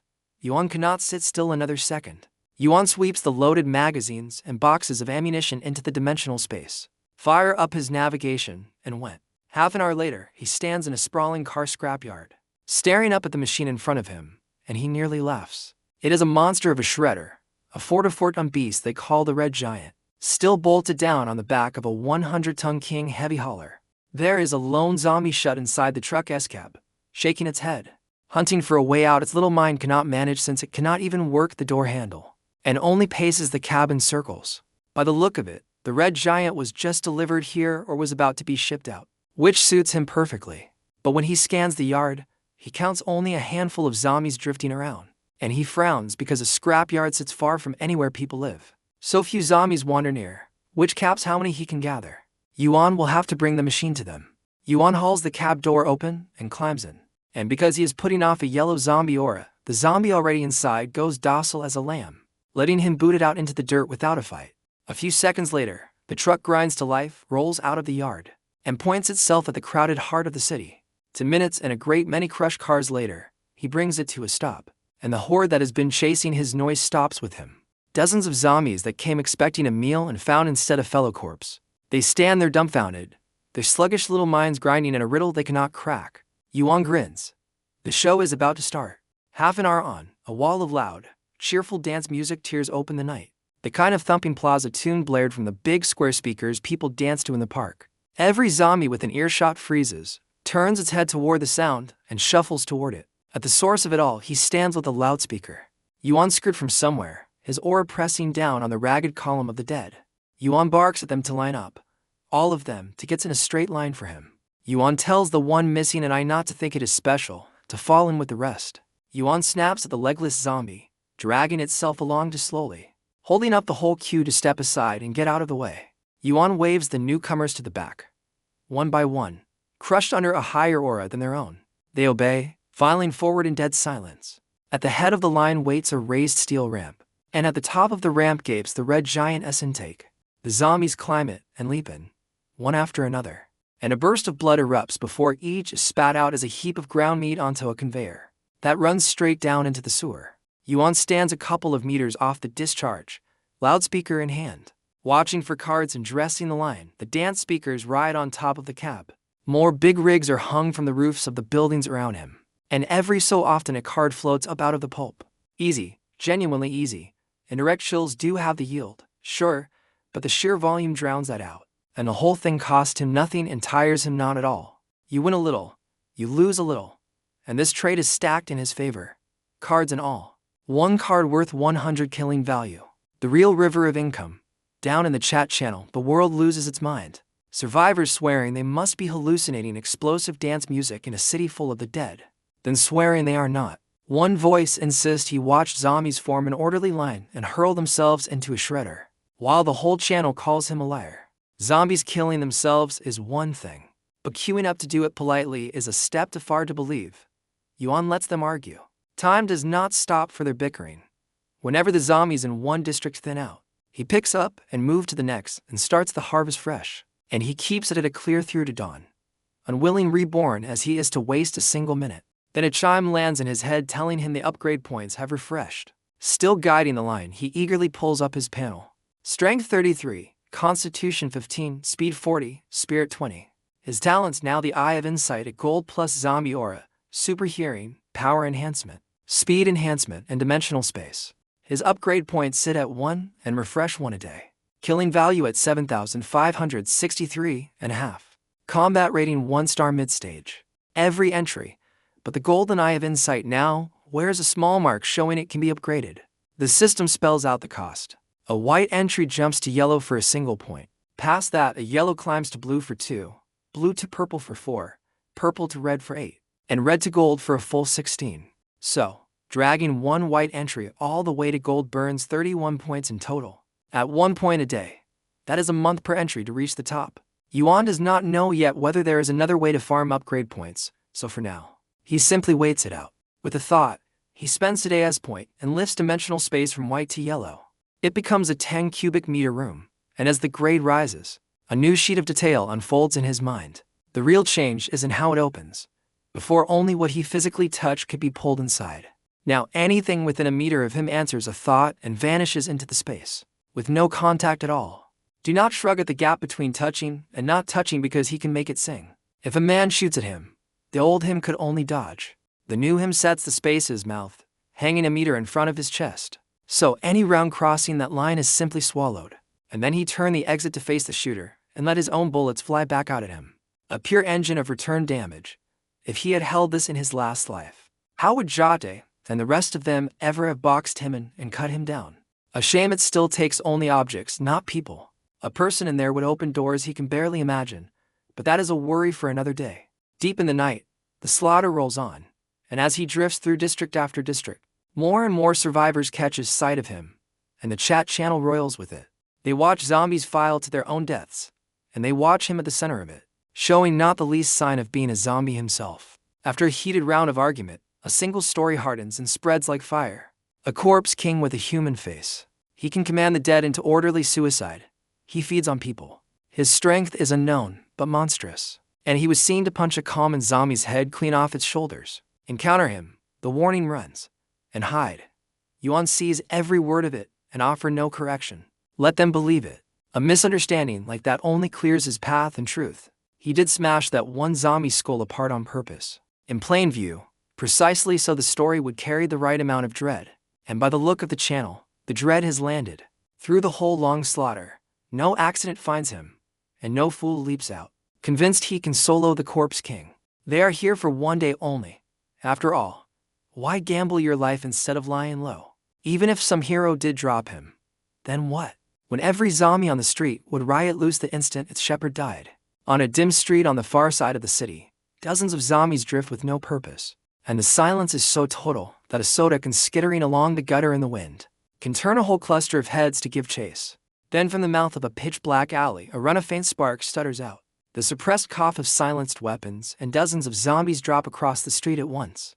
2 cards float up over the bodies. 5 figures file out of the alley in camouflage and tactical vest. Night vision riding their brows, moving with drilled precision. And every piece of their kit is police issue. The very same gear he pulled from the armory. Plainly, this crew tapped a station of their own. And there is nothing strange in that since a city this size holds dozens of stations. More than enough to arm a few teams. The leader signs with a hand, and the 4 behind him spread out to check the fallen, finishing off any that still twitch. Then rather, one of them reports that the street is clear, and hands over the 2 cards. A plate of spicy shredded chicken, and a slice of bread. Jobin frowns, takes them and pockets them without a glance. Then sweeps the dark, and tells the team to take 1 minute for ammunition, and prep for the next street to kill all they can while the dark keeps the zombies half blind. A minute later, they move out. 2 streets over, they push onto a lane where the lights are dead altogether. An airy black tunnel, and Jobin at the point stops short as a soft ringing lifts from the shops on either side. He looks down, grim at a fishing line strung taut across the whole street at his feet. Its ends anchored inside the storefronts, and understands at once, a tripwire and a man-made one. Then he lifts his eyes. And a meter past the lines scattered thick across the road in the faint light. He makes out thumbtacks, iron nails, and broken glass sewn so densely they carpet the asphalt. All of it laid by human hands. One of the team murmurs low that there are people in the shop at their 10-0. Jobin looks, and through the night vision his pupils cinch tight, because he recognizes the shape in a stranger's hands. A gun. These people are armed. He decides on the instant, telling the team to make no sudden moves and back off slow, and leads them away. Because this is clearly some survivor crew's turf and with no clash of interest. There is no reason to touch it. Inside the shop, for men crouch at the window and watch them go. Each wears a bulletproof vest and carries a submachine gun kitted, almost identically to Jobin's team.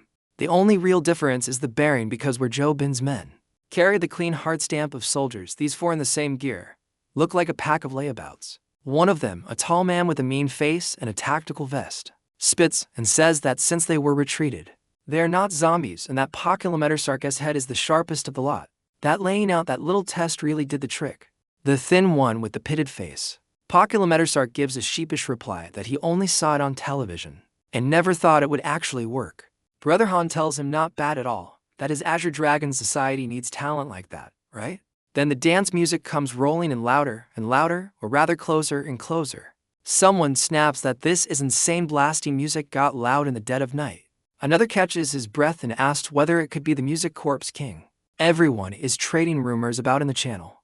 Brother Han's eyes light, and he tells them all to ready up that the prey is walking to them, and that whoever helps bring the Corpse King down will have 10,000 apiece once they get out. The others thank him, calling him mighty. The truck grinds along with its music howling, a great tale of zombies strung out behind it, held at a distance only because the rig moves so slowly, though the volume keeps them from ever losing the trail. Yuan hums along at the wheel through the dark streets, and then the flat bangs punch out under him.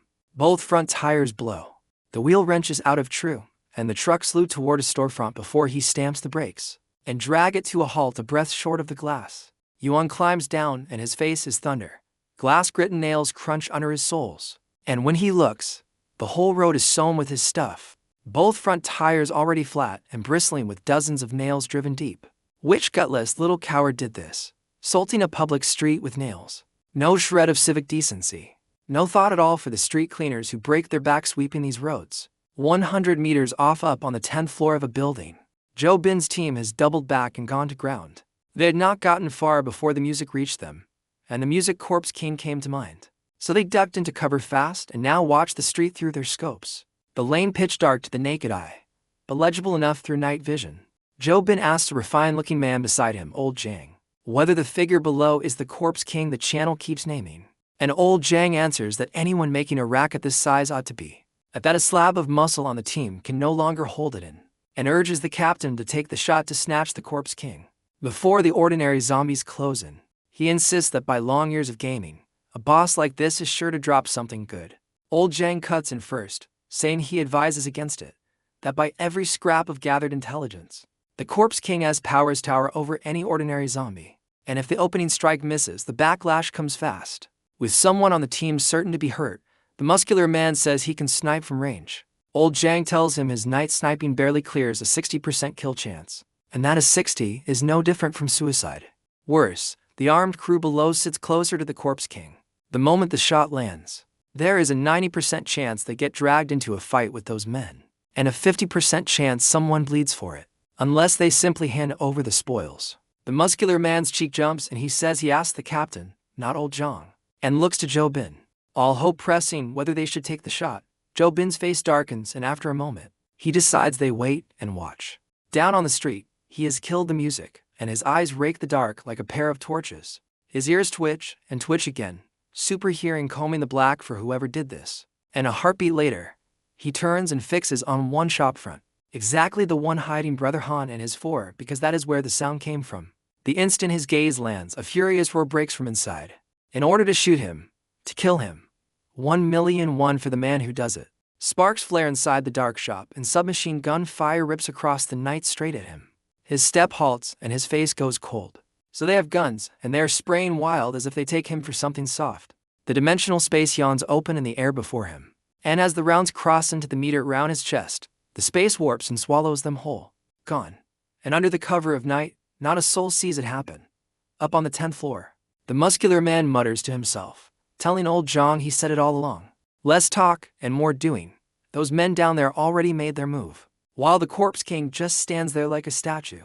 And no power on earth keeps a thing upright under that many bullets. He is already dreaming aloud about the killing value and the drops it must be worth. Old Jang finally snaps at him to shut it, that he is a grown man and cannot understand why he never stops talking, then keeps his eyes nailed to the motionless figure below. The muscular man cries foul at the personal jab, demanding to know why a man cannot talk, blaming Old Jang for costing him a golden chance, and then denying him even a few words of complaint. Old Jang tells him to work his brain instead of his chest for once, to open his eyes wide and see what is wrong with that Corpse King. The muscular man pouts, watching the far figure, and says he sees nothing off, that it is standing perfectly fine. And then he trails away because he has noticed the Corpse King is showing no reaction to being shot at all. Normally a body takes rounds and answers on reflex, folding, flinching, staggering, tipping where a bullet punches through. None of it something a living thing can suppress. Yet the corpse king below just stands, and though the distance blurs the fine detail, its posture reads clearly enough.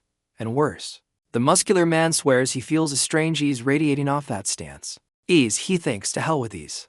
A man facing a 100 bullets has no business looking relaxed. Old Jen says without lifting his head, that he has watched a long while now, and that the wall of the building behind the corpse king has taken no damage whatsoever.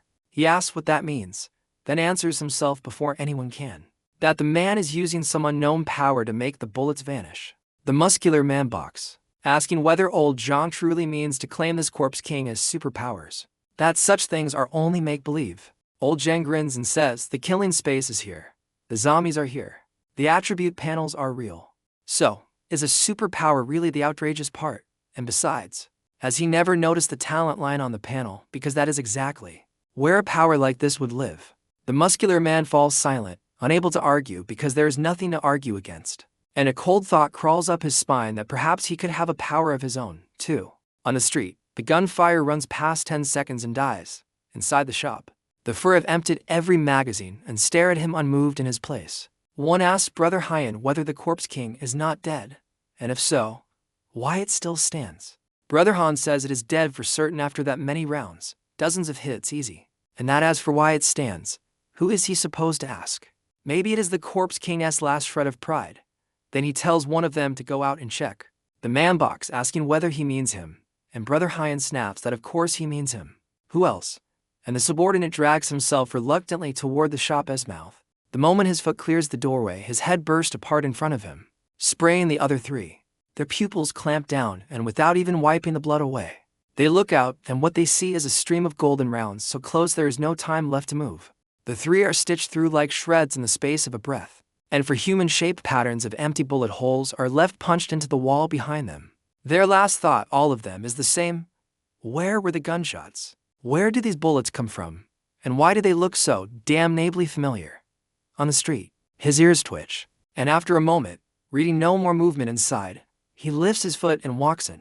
A minute later, he comes back out with 3 cards in hand, sour about it. 3 cards when a miserable haul. Yuan grumbles it inward, swing up into the truck, and starts the music again. Soon, a clatter of feet rolls in from the far end of the street, a big fresh wave of the dead. Slow as ever. Seeing them arrive, he simply drives off toward his original destination. Tires or no tires. And so, what if it has none? Yuan will drive it anyway. It was never his truck to begin with, and as long as it holds together until noon, it has done its job. The zombies trail the music, swaying along behind him. Several minutes after the last of them clears out, Joe Bin's team comes back onto the street and steps into the shop, and the sight of the slaughter inside pulls the sweat from their brows. None sweats more than the muscular man, who thanks his luck over and over that he was talked into staying put, since otherwise it would very likely be his own body cooling on that floor. He asks the captain's malvoice what they do now, and Jobin tells them to take the opposite road. That the corpse king is more than they can handle, and they are to keep as far from it as the city allows.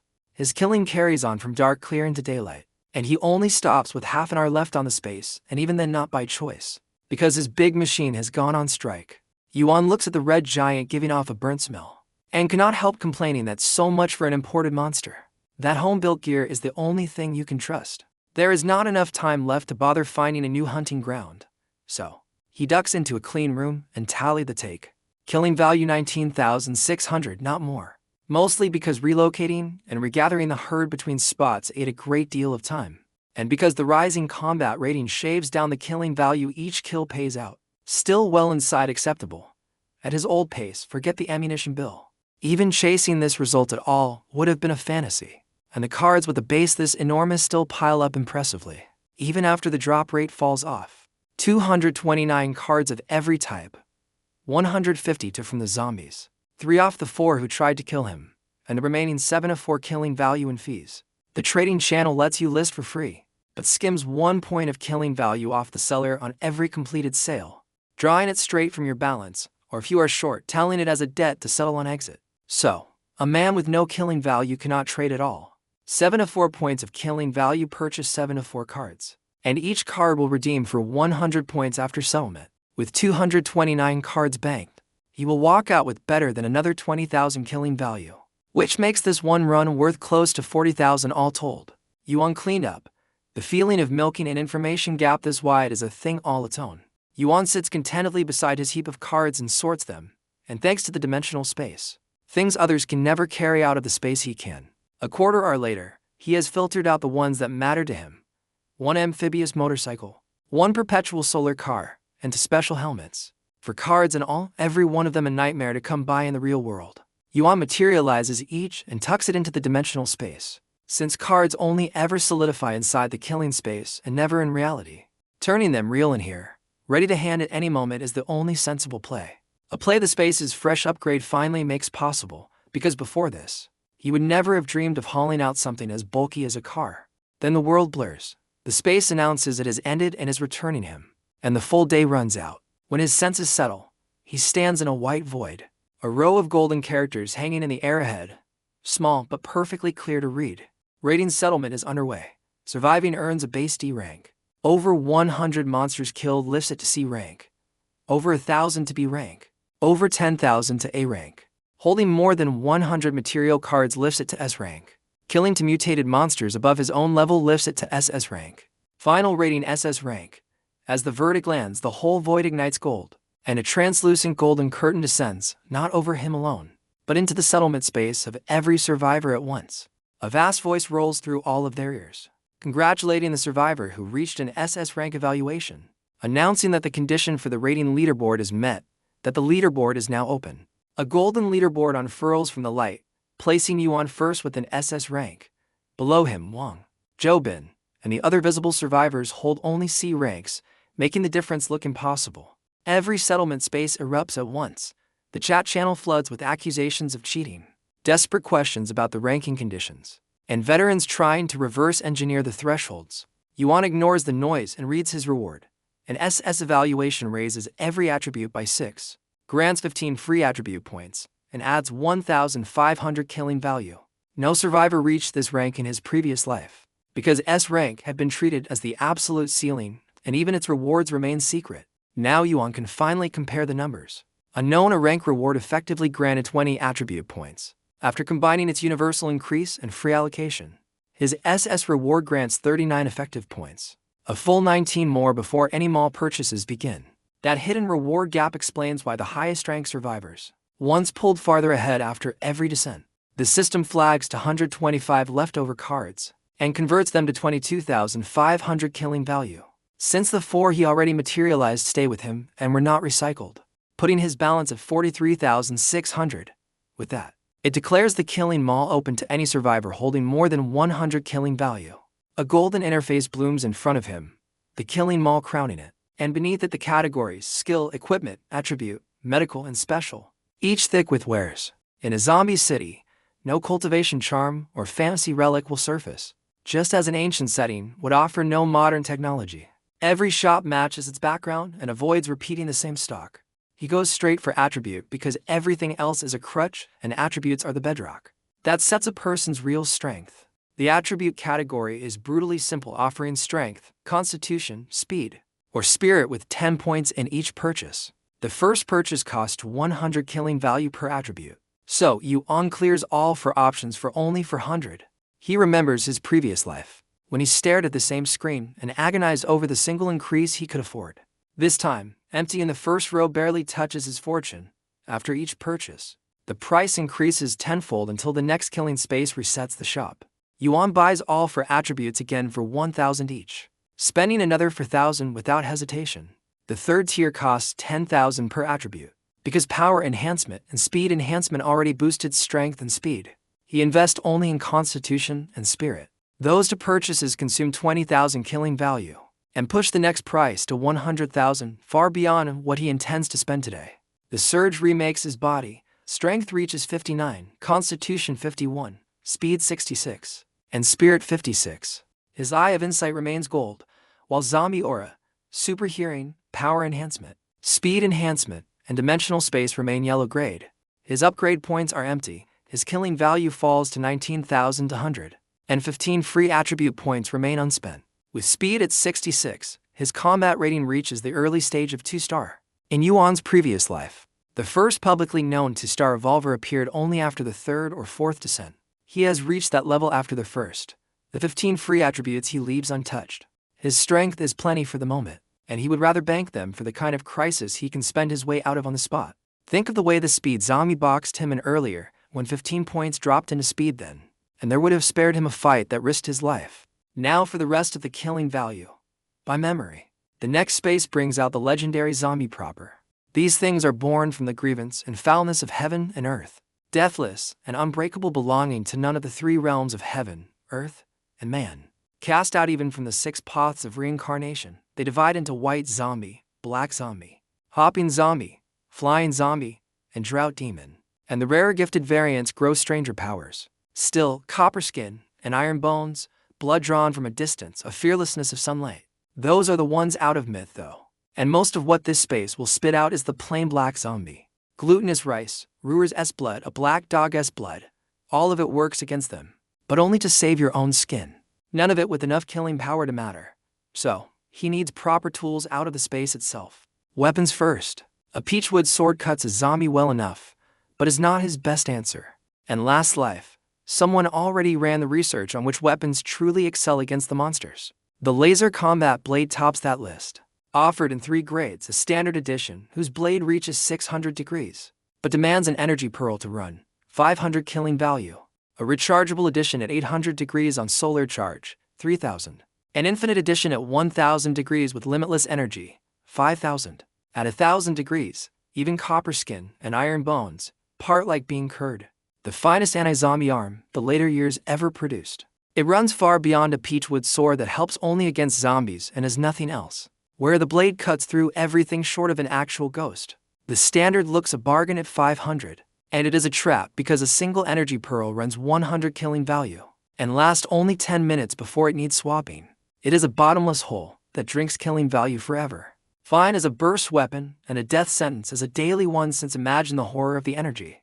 Dying out mid-fight. Yuan takes the infinite edition without hesitation. 5,000 killing value balanced down to 14,000 to 100. Yuan hilts the length of a hand settles into his palm. A small button on its side that throws the blade the instant it is pressed, and retracts it on a 5-second hold. With a weapon in hand, the next monster wave is covered. But what is the point of killing value if you die hoarding it? So over the next 3 meter-minutes, he goes on a spree and empty the account. A Desert Eagle modified edition, loaded with endless armor-piercing rounds, 5,000. A personal Vulcan Gatling modified edition. Endless armor-piercing rounds at 6,000 per minute, 5,000. Firearm mastery at master level, 2,000. Blade mastery at master level, 2,000. And vials of 3 flower light blood. 10 milliliters of upgraded formula each. A concentrate refined from blood essence to mix into water. Drawing every blood drinking thing within a 10-mile radius, 200. Ranged fire, area fire, weapon mastery on both, plus a lure that pulls the zombies to him. His kit is close to complete skills in the space run. 5 tiers, low, mid, high, master, and perfect at 100, 500, 1,000, 2,000, and 5,000 killing value. And master is more than enough. Killing value spent to nothing. Yuan feels no pull to linger and step out of the settlement space.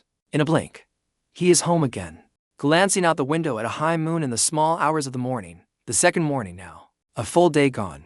The cracked stones and the 2 drained energy pearls still lie on the table, as though nothing on earth had changed. Only a boundless power surging through him from within. The first thing he does is go out for skewers, since a whole day of gnawing dry bread mid-slaughter has left his mouth so flat he could spit feathers. Across the world, countless survivors pour back into reality, and inside a bare 10 minutes, they have seized every platform there is. Message boards and forums and short video apps buried under an avalanche of first-hand accounts.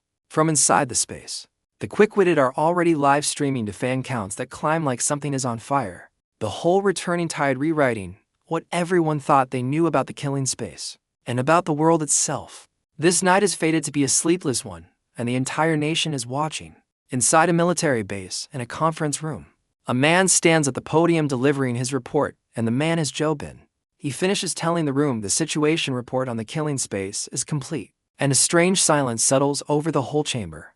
After a moment, the lean square-jawed man at the head of the table tells him he has done well, and to go on with his analysis of the ratings and the rewards. Joe Bing gathers himself and continues saying the preliminary read is that rewards track with ratings, and ratings track with kills. In the operation, his team dropped more than 900 zombies and under deliberate testing. He personally accounted for over 600, while his for others took between 50 and 150 each. He drew his C rank and placed 4th on the leaderboard, while the other 4 came away with 3 C ranks and a D rank, none of them making the board. And the reward he received was every attribute up by 2 to free points and 200 killing value. He lays out the conjectures next drawn from the chat channel and processed through big data analysis. Ratings are confirmed to run D through SS, and there is a 90% probability A and SSS rank exist above them. D rank asks only survival, no kill required, and pays every attribute up by 1 free point and 100 killing value. C rank comes from 1 person killing 100 zombies. D and C are hard data, and everything under them is inference for reference only. There is an 86% chance B rank needs a 0 kills from 1 person and a 92% chance it rewards every attribute up by 3 free points and 300 killing value. A rank follows the same curve. While S and SS cannot be inferred for lack of data, he adds that he traded killing value for his own constitution and speed, both now twice an ordinary man's with no side effect he can yet feel, and that the rest of his balance went into one thing. He lifts a briefcase onto the table and opens it, and a single vial sits inside. He says it is called an awakening potion, 300 killing value in the space mall, and that drinking it activates a person's innate ability. He bought 2, drank 1, and woke the power to command lightning. He turns his hand over, and several thin bolts crackle up in his palm and gather into a slow-turning ball of lightning, blue and beautiful, and steeped in menace. The high officials look at that blue sphere without a flicker of surprise, only a deep and growing worry. Because if a thing like this ever slipped its leash, the whole nation as social order could come apart. The meeting runs until dawn. The report is dressed into a formal analysis and passed up the chain, and inside 10 minutes, it lies before the highest leader. Half an hour after that, a special department stands up under the name the 816 Bureau, key to its founding date, the 16th of August, with Jobin named its director. Its charge is to find and recruit the talents rising out of the space, and to smother the disturbances that evolvers will stir up across the land. The first thing Jobin does in office is sift every survivor of this space through military big data, because anything a person said online, a message, a call, a post in any circle leaves a trace that no screening can miss. Live in the age of information, and while it widens your world, it quietly takes something back. The next day dawned bright, and the roar around the killing space only swells. Every platform's entire top 30 trending topics running space and nothing else. And no wonder, since the lucky few who woke abilities are showing them off everywhere. One grills chicken wings over flames sprung from his own hand. One conjures ice cubes out of thin air to chill his coffee. And one sprouted a pair of wings and used them, of all things, to deliver takeout. Another tried to rob a bank with Earth Escape, tunneling through the ground, but was too green at it and surfaced inside a nearby police station. And when the poor fool climbed out to a room full of uniformed officers, he looked utterly done for. Still, the power set the public as blood alight. Everyone hungry now for the next descent of the killing space and the chance to be chosen. At home, he sits watching the news. As for the job he used to hold, on the second day out of the space, he fired his boss without ceremony, because what era is this to still be clocking in? And could a paycheck possibly outweigh getting stronger? If he wanted, he could walk into the military right now and be treated as someone precious. But he has no appetite for dealing with them yet. The military is hardly one solid body, and more than a few of its senior officers wear the nation's uniform, while their hearts serve another master entirely. Until he holds strength enough to guarantee his own safety, he will not go putting himself on display. Bored, he flips the channel, and a fair-skinned, long-legged woman appears on screen running a street interv. You on the one topic burning in every mouth, asking a passerby whether given the chance he would step into the killing space. The man says no. She presses him, asking why not, whether he does not want a power, does not want to be a superhero. He answers that going and offers real opportunity, but people die in there. That he already has money and standing, so why gamble? A pair of wings hardly makes a superhero when the man is still out delivering takeout. And in this world there are no monsters, only money, which is all-powerful and which, as it happens, he has plenty of. Yuan watches him with cold eyes. Who told you there are no monsters in this world? By his count, that thing should be surfacing right about now. Yuan pulls out his phone and search, and there it is, the strange news breaking. A poisonous mist has rolled over regions across the country, dropping many into unconsciousness. Though no deaths are reported yet, the mist holding stubborn with witnesses swearing they can just make out human figures moving inside it. The relevant departments are still hunting its source. The official words sealing off every mist-covered zone and warning people to keep well away. Until it lifts, every report points at the same thing. A real world coming apart at the seams. Ordinary eyes read it as an oddity in the headlines. Yuan reads it as monsters about to descend. The real world is no longer safe, and the monsters born in the killing space are going to come down into it one at a time. This poisonous mist is the herald of the zombies' arrival. Research in his last life pinned the mist as a byproduct of the instability between the two spaces. And once the two settle against each other, the mist thins out, and that is when the zombies walk. As for how long it lingers, it holds until the second space descent finishes and the next mist will hold until the third space ends. And so on down the line. More monsters bleeding into reality every cycle. Human ground shrinking under them without pause. There is a gift buried in the descent, though, danger and chance in the same hand. Killing a monster in the real world grants no killing value and drops no card. But it can yield something else, an evolution crystal. It is a six-sided red stone that forms in the skull of certain monsters. Holding the raw power of evolution, a human can absorb to raise attributes and wake abilities. The catch is that the crystals appear rarely and are absorbed inefficiently, so evolving this way crawls compared to the space. Clear one space alive and the floor reward is to attribute points, setting aside anything killing value can buy. And to points equals absorbing 20 crystals, which for zombies means killing roughly 200 of them. His 39 points would take 390 crystals, near 40,000 zombies. On top of that, the body caps how many crystals it can digest a day. 10 to 20 for an ordinary constitution. So even chasing 39 points would eat half a month at the least. The daily ceiling rises as you grow stronger, but never fast enough to rival stepping into the killing space. Last life. Those whom the space never chose had only this road to strength and survival. And even some who fared badly inside lean on real-world kills to climb. Because however small a mosquito, it is still a scrap of meat, given the chance. He would take a turn at it himself, though his quarry would not be the common zombie, but the mutated ones. 10 days looks like a long stretch and passes like a single breath. Yuan finishes every preparation and waits quiet for the second space to open. And he leaves the upgrade points he has banked across these days untouched, holding them to spend as the moment demands.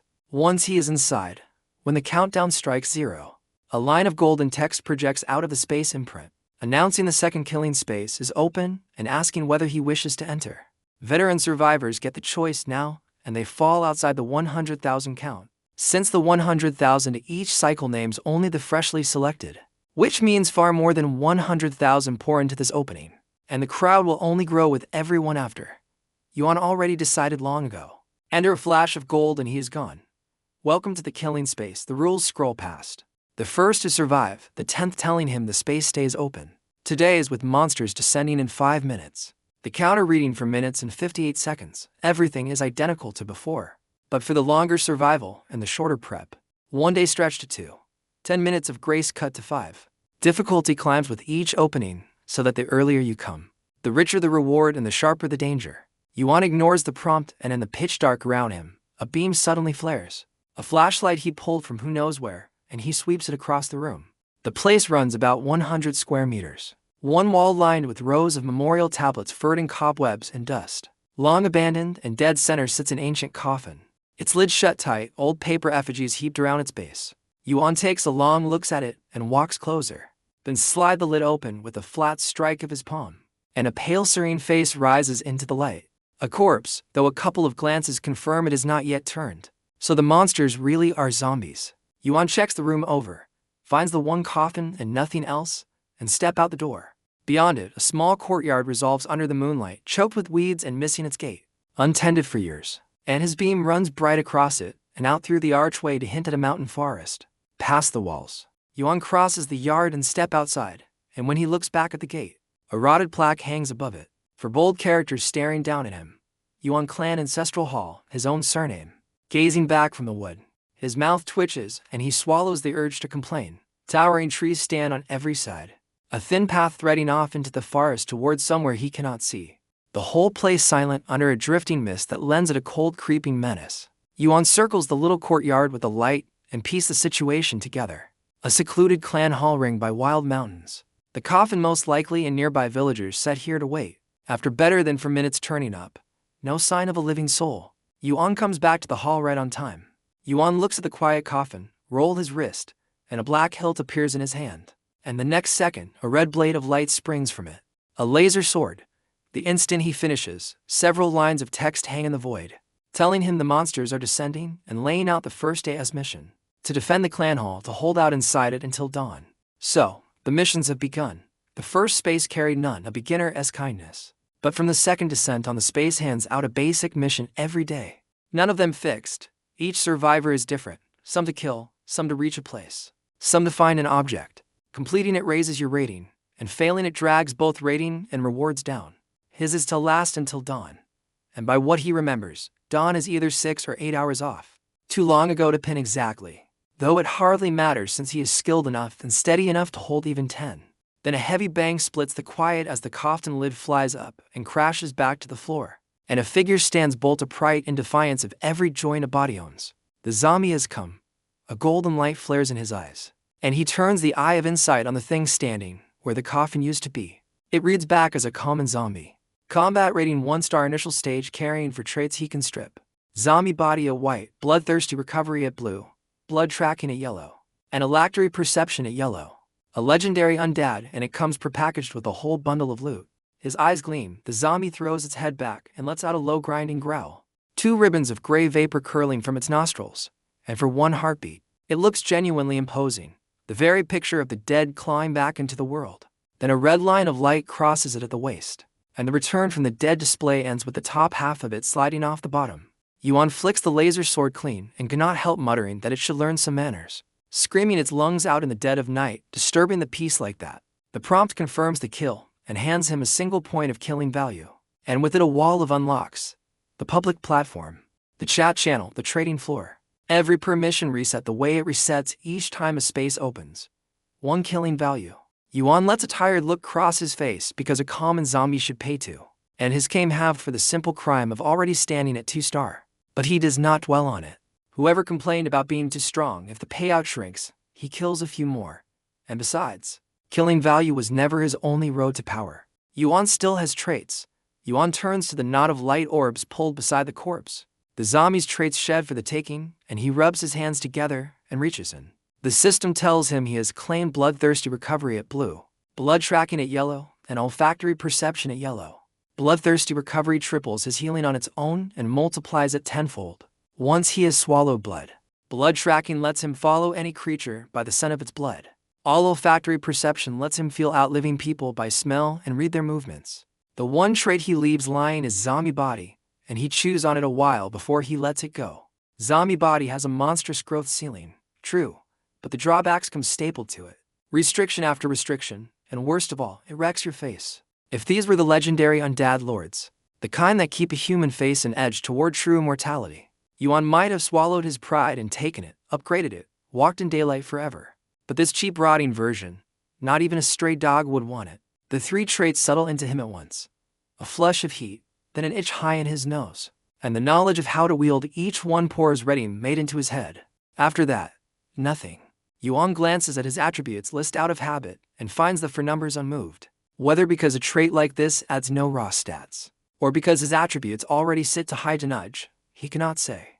Of the 3, olfactory perception is the one that catches him off guard. Lock it onto a living thing, and his mind builds a little model of it, so that even with his eyes shut, he knows exactly where it stands and what it is doing. Genuinely uncanny. The flaw is just as plain. It only bites on things that breathe.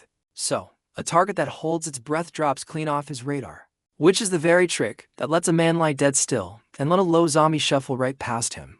But upgraded. Yuan lets himself wonder whether an upgrade would let him fill the whole room without his eyes. Inanimate things included. A real radar bolted into his skull. Worth finding out. Yuan spends to upgrade points and lifts olfactory perception from yellow to blue, which drops him from 10 points down to 9 since midnight refresh 1 back to him overnight. The description rewrites itself. Where it read presence, it now reads vitality, meaning a target can hold its breath till it bursts, and he will still feel it move. And the range has swelled. Besides, switch it on now, and nothing alive inside 10 meters slips past him. A pocket radar. More or less. His panel reads back to him. Strength 59, Constitution 51, Speed 66, Spirit 56. His talents run the Eye of Insight at gold, then Zombie Aura, super hearing, power enhancement, and speed enhancement at yellow. Dimensional space at yellow, olfactory perception now at blue, bloodthirsty recovery at blue, and blood tracking at yellow. 9 upgrade points banked, 1 refreshing a day. A lone point of killing value to his name, 15 free attributes in reserve. Combat rating 2-star initial stage. 5 minutes later, he is sitting in the courtyard bored out of his skull watching the gate. Getting saddled with a guard mission is throttling his kill rate to nothing, and he cannot leave the Yuan clan ancestral hall. So all he can do is sit here and stare at the archway like it owes him money to kill. The time he opens the chat channel, a thin trickle of messages. A few survivors begs to trade for glutinous rice, black dog blood, and rooster blood. One poor soul, whose whole mission is to find toilet paper in the deep wilderness, asks whether a traded roll would even count. Another, locked in a prison cell, stares at 2 old rifles on the far wall with no key and no hammer, offering cards to anyone who can spring him. Someone offers to go save him. Someone else laughs that the rescuer only wants the guns, and a voice reminds them all that firearms barely dent a zombie, unless you put the round through an eye or into the mouth. Yuan sighs at how few messages there is, which tells him plainly how few people can actually kill these things. Zombies wear 100 weaknesses, sure, but without the right items in hand, killing one is like climbing to heaven. And most survivors who meet a zombie can do nothing but keep themselves alive. Still, the clever ones in that thread are onto something, taking the shortcut, asking for help instead of swinging at the problem. The man hunting toilet paper only needs someone to trade him a roll in the space. Rules his fetch mission complete. Find and object missions are the softest of the lot, and the real edge every survivor holds is that they can chat and trade across the spaces at will. Note that gap right, and you bank a decent pile of killing value without killing a thing, which is exactly what he is about to do. Yuan pulls items out of the dimensional space one after another.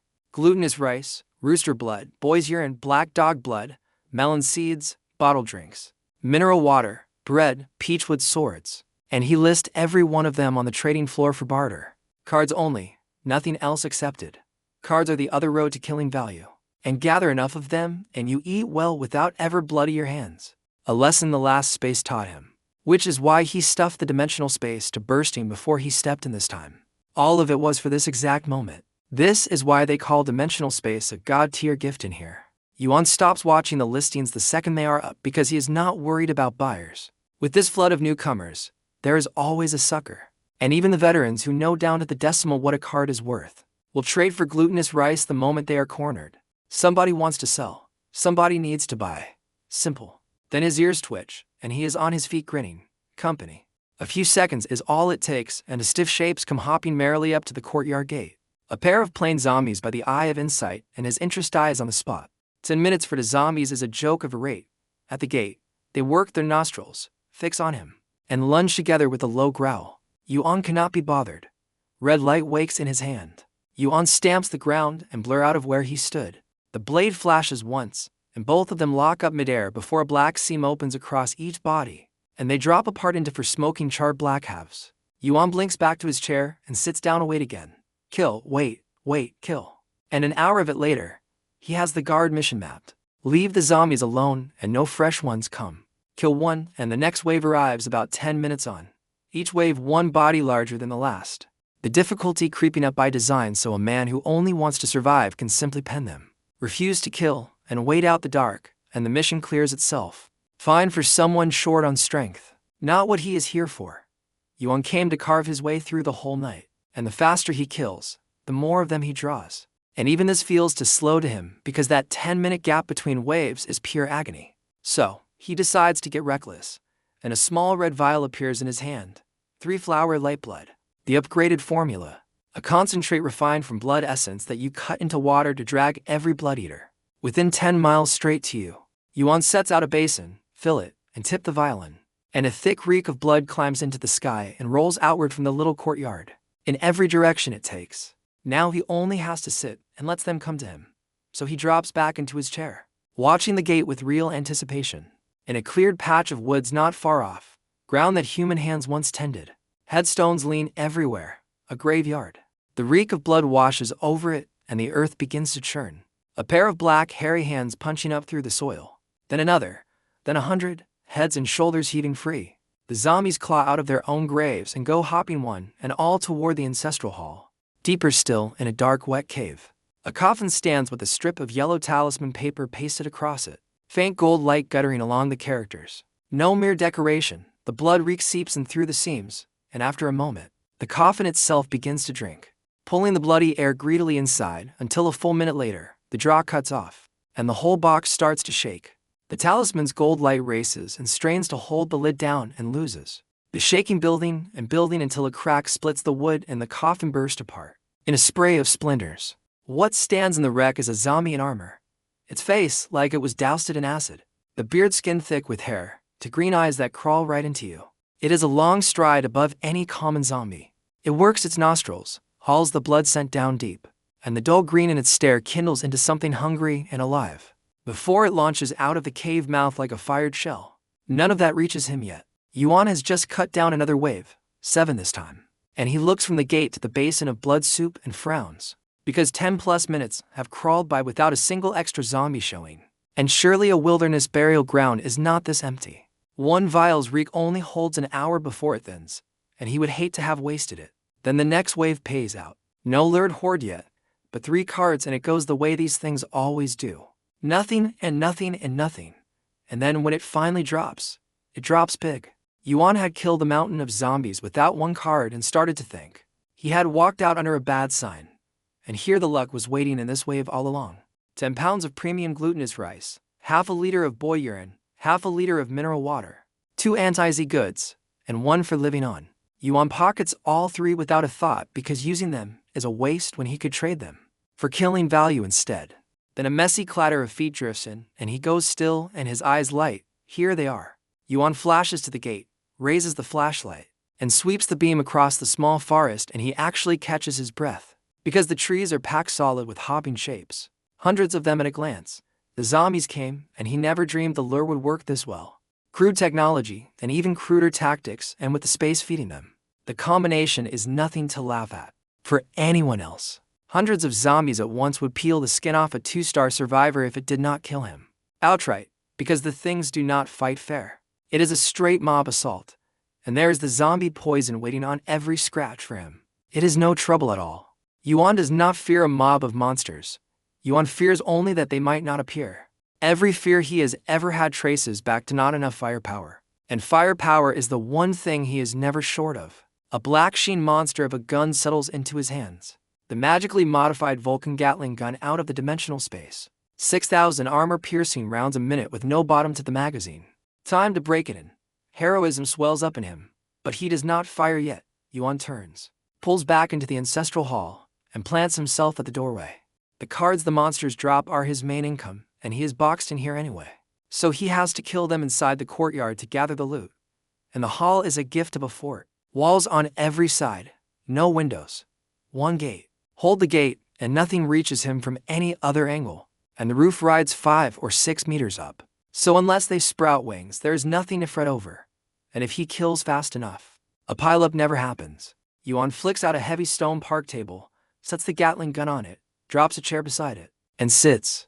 Yuan has that table only because he kept cramming the upgraded dimensional space full, for the plain comfort of it being packed, meaning to use the thing as backup or to drop on someone's head. And here it turns out to be a gun mount. Easy, he mutters, and waits. The zombies are in no hurry, and after a stretch, they finally come hopping in through the gate, cheerful as ever. And once the leaders have crossed half the courtyard, he squeezes the trigger with real joy. A storm of metal pours out of the muzzle. Streams of armor-piercing light hammering into the dense-packed dead, and they stall in their tracks, and then drop in swaths like cut wheat, clean and final right to the end. These things never grasped that they had come to gang up unfairly only to meet someone who cheats far harder. The front rank got the worst of it. Riddled into ragged shreds, flesh churned, head simply gone. 6,000 rounds a minute, and he holds it down a full 2 minutes.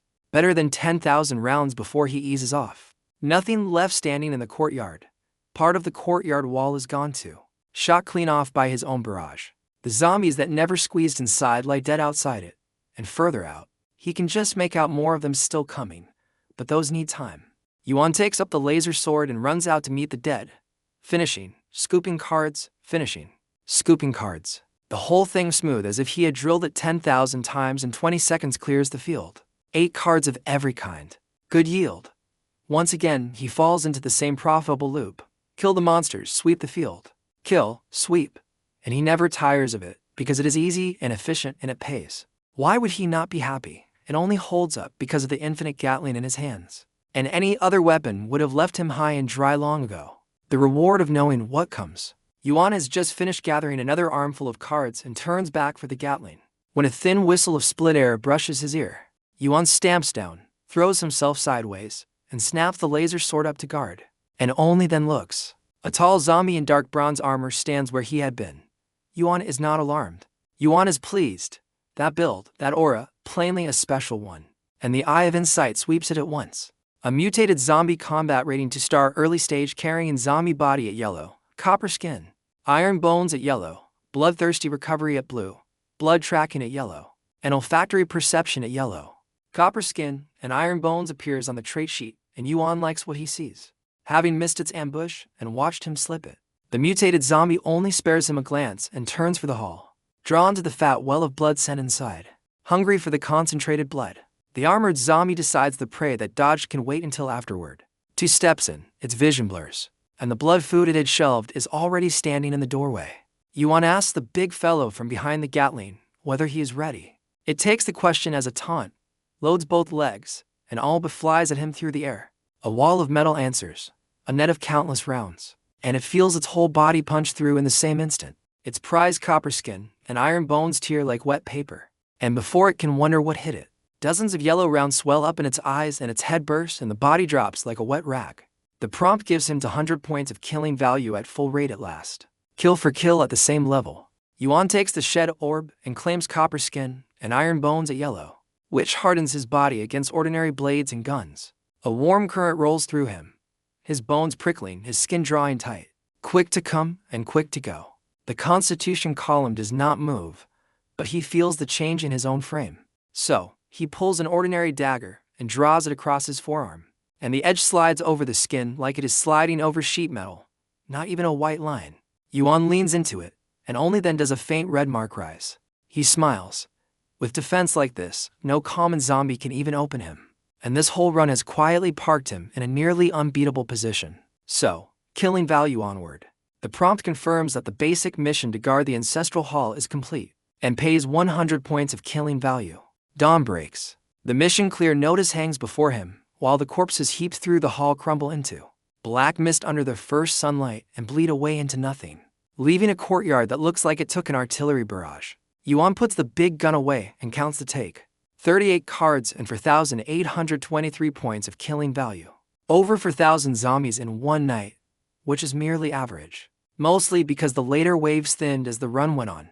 The whole neighborhood's dead, likely already drawn down onto him. Mission done. No more reason to sit on the hall, so he slips out. Sunlight climbs and the dark pulls back, and the zombies retreat to their shadowed holes. 2 lie dormant, the danger easing off long enough for survivors everywhere to set out hunting for other living people and for supplies. Yuan moves through the forest and hacks apart a snake that had gone still as a branch for camouflage. Then he walks on. The killing world is not only monsters. It holds plenty of dumb ordinary wildlife, too, far weaker than the monsters. So weak that killing them pays no killing value at all. To a normal survivor, they are still a real threat since one venomous snake bite can end you, unless you happen to be him. Yuan has not gone far when he stops short and fixes on the ground ahead, and a few seconds later, the grass thrashes and a rabbit bolts out, freezes at the sight of a 2-legged beast, then kicks off and streaks past him and away. It is the first crack in a dam. The grass ahead heaves and rabbits and squirrels and mice pour out in a flood, every one of them ignoring him utterly, tearing past toward his back. Then a wild boar crashes out of the brush and charges him in blind panic. And when he has sidestep, it lunges through empty air and never so much as turns its head. Just barrels on, snout high, gone behind the scrub in a blink. His face goes hard. Yuan stamps down, spring onto a big tree nearby, climbs to the crown in a few moves, and clear the canopy to see out. And there it is. Black smoke boiling up, red light climbing into the sky. Some idiot has flipped the board and set the mountain to light is his first thought. Yuan is certain it is arson and not nature because this is zombie ground. The yin here is thick. The tree soaked in it, and wood like that does not catch on its own. And no lightning strike ever raised a blaze this size. Yuan complains out loud that only a full torch is a mountain in daylight when the zombies are hidden, and there is nothing to burn. And worse, once night falls and the dead come out, A scorched bare slope only makes people easier to find with nowhere left to hide. Down the chat channel, the same fury is boiling over. Survivor after survivor screaming about who lit it while they are still up the mountain. One spent the night tree by zombies and climbed down straight into the spreading flames. One woke in his hard one tree hollow to find his backside on fire. Through the venom. A single instruction spreads, everyone converge on the fire. There is a village there. A few sharp voices are already accusing the loudest complainers of being the arsonists showing their tales. But honest or not, every one of those bodies is turning toward the fire because that way lies safety and people both. And outrunning a fire at your heels forever is no plan at all. On a path at the forest's edge, two men stand watching the blaze climb. One with a paw-kilometer's face frets to the other, calling him Brother Donkey. Worried they will roast the very people they meant to draw instead of pulling them in. The long-faced man waves it off, saying, anyone who cannot outrun a little fire like this may as well not be breathing. And that between a blaze this size and the message just posted, everyone for miles will funnel straight to them, which is plenty. He tells Pa-kilometer-sark they are done here and heads back toward the village to meet up with Brother Joan. Yuan stands there staring into the firelight, chewing on a memory that has just surfaced. Village. Fire. This might be the infamous Dungdong village, as he remembers it. The space holds 9 villages scattered across its regions, with mountain ranges walled between them. And in his last life, one of the 9 was notorious. Dungdong village for the massacre that wiped it out. The cause in the old reports was exactly this. Someone torching the surrounding forest. With the cover gone and the small animals scattered by the flames, the zombies could find no living creatures left to bleed. And Dungdong village, packed with fresh human meat, pulled every zombie for miles down onto itself. A siege and the village annihilated. Its survivors turn one after another into the dead. Yuan drops out of the tree and head for the fire, because the village was his destination from the start. Not to save anyone, but to find the map inside it. These zombies are unlike the common kind, fiercely bound to their homes, retreating by day to sleep in their own lairs. And if he can find a lair, killing them by daylight runs several times easier than by night. Yuan happens to know where a few zombie nests sit, but each is keyed to a different village. With a map in hand, he can push his foresight to its limit, jump village to village and hunt down nest after nest. Maybe even turn up a mutated zombie or to worth a trait. His pace picks up. The nearer he gets, the hotter the air. When he reaches the fire, he finds it cut off by a stream 6 or 7 meters across. The far bank an inferno, his side untouched.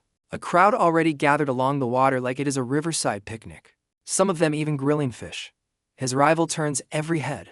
A man in camouflage with a receding hairline gets up smiling and comes over to ask easy and friendly whether he is headed for the village too. You do not slap a smiling face, and his manner is decent enough, so he tells him yes. He says not to be nervous, that we are all after the same thing. All bound for the village, but the fire ahead is raging and hard to cross for now. Lucky for them, this stream makes a fire break, so the whole group is resting here to wait the flames down before crossing the burnt ground. And he is welcome to wait with them. Yuan understands him well enough. A forest fire is no easy thing to walk through. The flame, the least of it beside the searing radiant heat, the smoke, the poison gases, any one of which can kill. The temperature alone runs far past what a body takes.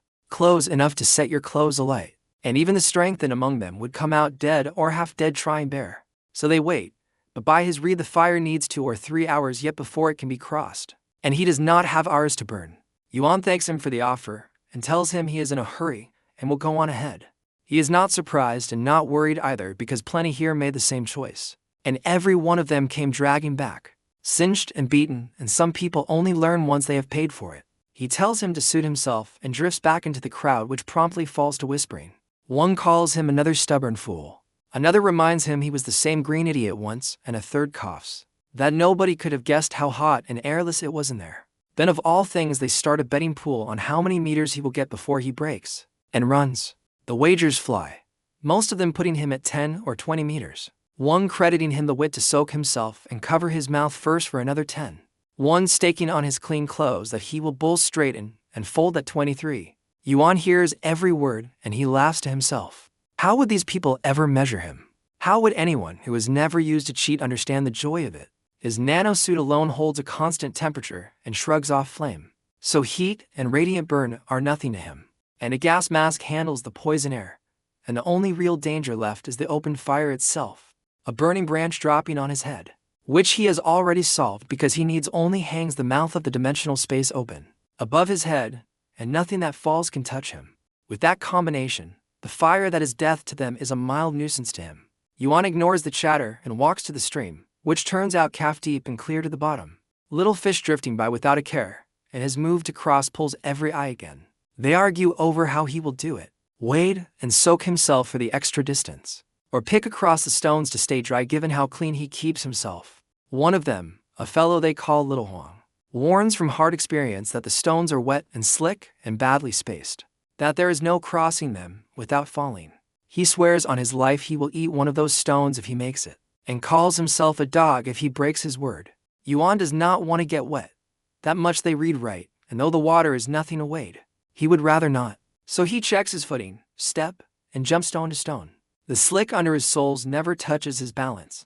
At his stats, a little instability like that is beneath notice, and a few bounds carry him cleanly across smooth, as walking on solid ground. The bank erupts, someone gasping that he actually made it. Someone rounding on Little Wang to ask whether those stones were truly as bad as he swore. And someone else grinning, reminding the poor man that he had just promised to eat a stone. Little Wang's face freezes and works through several colors, and with the whole crowd watching, he finally grits his teeth and pays the forfeit, barking like a dog until they let him stop. Then a woman cries out for them all to look because he has walked straight into the fire, with no protection at all. Every head snaps to the far bank where he is strolling into the burning ground, like a man crossing his own backyard unhurried, untroubled. Behind him the crowd churns, insisting it is impossible, that there is no way he does not feel the heat, that he is not even short of breath. One decides he must have poured points into Constitution for the heat tolerance. Another argues that only explains the heat and not the breathing. And a third lands on the theory that he is holding his breath and moving slow to stretch it out. An old man of about 50 with half-white hair sizes that it is useless, that a little cleverness will not carry anyone across a fire zone, that he will suffer for it soon enough. Then a woman screams and points overhead, and every eye jumps to the great tree above him. A fire-weakened branch has just cracked loose and dragged half its neighbors down with it in a chain. A whole cascade of flaming wood pouring down at him like a fiery dragon. It lands in a string of heavy crashes, dust boiling up to swallow him whole. And the watchers go pale. This is the exact reason they would rather wait than cross. The danger that drops from any direction at once, and in his place. They would count themselves lucky to be only crippled. One woman asked whether they should go pull him out. The answers come fast and unanimous. Rescue with what, and who exactly would walk in there, and it is his own bad luck for not listening. When everyone said wait, and we are all grown and answer for our own choices, the woman gives it up. She had said it on reflex and truly of her hair caught, and she went bald over a stranger. She would cry herself to death. Then someone shouts again, and as the dust and smoke thin, an untouched figure stands in the middle of it, clothes still clean, face still calm, kicking the fallen branches aside and walking on like nothing happened. They cannot make sense of it. How a man takes that and comes out spotless, whether he might have a power. The receding hairline man says gravely that it is the only explanation. That surely he is the big shot who pulled a C rank in the last space, and the crowd falls silent and stares after him into the flames, with naked envy. Yuan never noticed a second of it, and would not have cared if he had. All he did was drop the falling branches through the dimensional space, and honestly, so long as it is not a person, this evolved space is a fine thing. Soon enough, he clears the fire and reaches the burnt-out ground where the blaze is already past. Only scattered flames left chewing at blackened trunks. Every leaf and blade has turned to ash lying thick underfoot, so his whole foot sinks in with each step, and the heat closes over it. Yuan lifts his boot and finds the sole softening, saved only by its quality from melting it outright, which tells him plainly how hot the ash still runs, though that is the fire having just come through, and in 2 or 3 hours it will have cooled. Yuan runs part of the nanosuit down over his feet to sheath the boots, because he does not fear the heat, but they do. A normal survivor at 10-point constitution would have unburnt shoes, and cooked feet inside a 100 more steps. The air is thick with acrid gas besides, so he pulls a gas mask from the space, and fits it before going on with no brush or thicket left to fight. His pace jumps each step lighter, and half an hour later a village stands in the distance, with a crowd gathered at its mouth. Dungdong Village's entrance, to groups squared off. A gloomy middle-aged man with triangular eyes leads a dozen people in matching camouflage, old rifles in hand, plugging the village gate and letting no one through, while a ragged crowd of survivors bunches a few meters off. They rail at him that the village is not his, that barring them is going too far, that charging an entry toll makes him no better than a street thug, that survivors are meant to stand together, and cutting people off will not end well for him. The triangular man does not move a muscle. So long as he does not log off, none of them can touch him.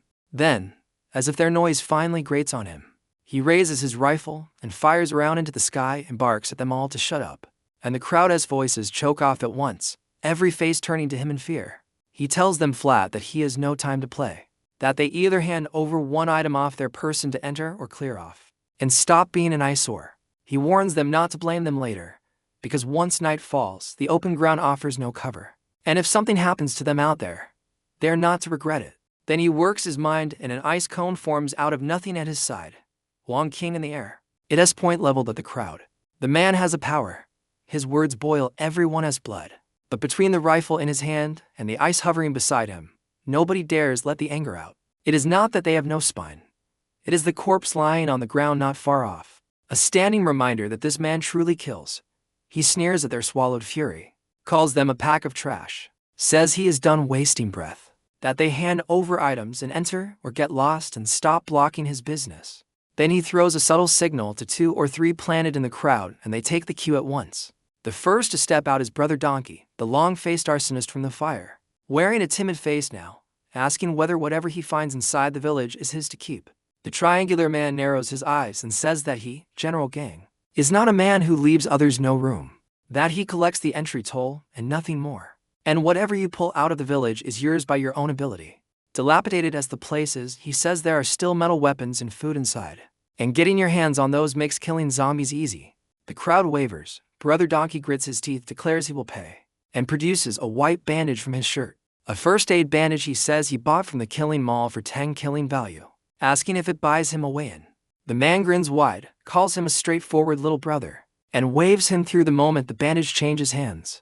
A moment later, Brother Donkey's voice carries out of the village, marveling that there is actually glutinous rice in here, that now he needs not fear the zombies. And the hesitating crowd shivers with wanting because everyone knows what glutinous rice does to the dead. If a throwaway item buys a night shelter, plus weapons plus glutinous rice, the price starts to sound fair. Then a Pokilometer-sark man, Pokilometer-sark the other arsonist, jumps out claiming he is a newcomer with nothing from the space but a peachwood spear. He whittled from a tree in the hills and asks if that will do. And General Gang, delighted, says it will. His 2 shills are sharp and good at their parts. He is playing the herd instinct and playing greed like an instrument, because in this world only a scheme wins hearts, and you do not get people to hand over their things without one. Pokilometer-sark goes in, and soon his voice rings out too, crowing that he has found glutinous rice, as well that he will kill a few more monsters tonight, and lift his rating for sure. At that the crowd breaks and surges forward, shoving their belongings at the guards to get in, and scavenge. The veterans all have something to give, and the newcomers who do not can whittle something, or throw it up on the trading floor to swap. As for those with truly nothing to offer, there is no helping them, since a man who will not even make the effort has no business inside. General Gang can no longer hold his grin. His 3rd planted shill has not even been spent, and the effect is already this good. Get the mood right, and the herd follows on its own. They stripped the village once already, and the glutinous rice was left as bait since so few of them could ever use a whole storm of it. Plenty to hand around, and it is only a 2-day stay. By the time he reaches the village mouth, he has caught only the back half of the farce, but it is enough to reconstruct the front. An interesting bunch. Yuan never heard of a power user named General Gang in his last life, so he most likely died in this space. Before long, more than half the crowd is inside. The rest shut out for the crime of having nothing. 2 choices remain for them. Leave now and find somewhere to hide from the night zombies, or stay and be the first meat. The dead reach when the dark comes. Yuan sweeps the remaining survivors with a glance and starts toward General Gang, because he needs a map and he does not know if the village even holds one. So, the sensible move is to ask the man in charge outright. General Gang is happily watching his people tally the loot when he feels someone bearing down on him, and his head comes up, rifle rising with it, telling him to go hand over items with the others. His eyes measure him as he says it, and something careful creeps into them because his face and clothes are clean, his bearing calm, and under his leveled gun, he does not show a flicker of fear. This one, he decides, is not simple. Yuan tells him he is not entering the village. Yuan wants to ask him for something. He narrows his eyes and says playfully that he had better not be about to ask for his life, the way it always goes on television. He feels a strange pressure off him and cannot place it, but he is not afraid. Not with a gun in his hand and more than one gun on his side and a power besides. Yuan shakes his head and tells him he has no use for his life, that he wants a map of the surrounding villages, and asks if he has one. He raises an eyebrow. He genuinely has no map, having never given the thing a thought. But hearing him want one, he decides a map is worth attention. He keeps his face flat and says, so what if he has one, and so what if he does not? And even if a map existed, what was Yuan prepared to trade for it? Yuan answers with a condition. General Gang hands over the map, and Yuan allows the group to keep breathing. The gold in the back of his eyes fades. The Eye of Insight has already read him. General Gang's combat rating 1-star early stage. A single trait to strip cold ice manipulation at blue. So it is confirmed that it is not only monsters who carry traits. People carry them too and drop them too. His power runs blue grade. No wonder he struts, but they are countrymen, so he is still willing to hand him a chance. And as long as he is sensible, he will not kill him for the trait. The premise being that he is sensible. Yuan's condition makes General Gang laugh angrily and ask whether his rifle has gone dull, or Yuan's courage has grown too large. General Gang cannot read Yuan, but he guesses the calm stranger must be another ability user because nothing else explains that. Confidence. To General Gang, Yuan must be either extremely strong or dangerously arrogant, because he is plainly not stupid. General Gang believes every forest holds strange birds, and this one has clearly allowed an unknown ability to inflate his confidence. Even so, General Gang remains cautious because abilities take countless forms, and Yuan's power might make firearms useless. After a 2-second silence, General Gang offers a test. If Yuan endures one shot, he will provide the map. The proposal is designed to force Yuan to reveal his ability, and neither man believes the exchange would truly end after one bullet. If the first round wounds Yuan, General Gang intends to follow immediately, because he believes every dangerous threat should be strangled early. General Gang saw one quiet traveler, but the Eye of Insight saw blue-grade power hiding behind his arrogance. One rifle could not erase the gap between a village tyrant and a survivor already standing at 2-star strength. Jotay had once buried Yuan beneath an army, yet every new monster now returned another weapon to his hands. Betrayal ended Yuan's first life, but stolen power was building the revenge that would define his second.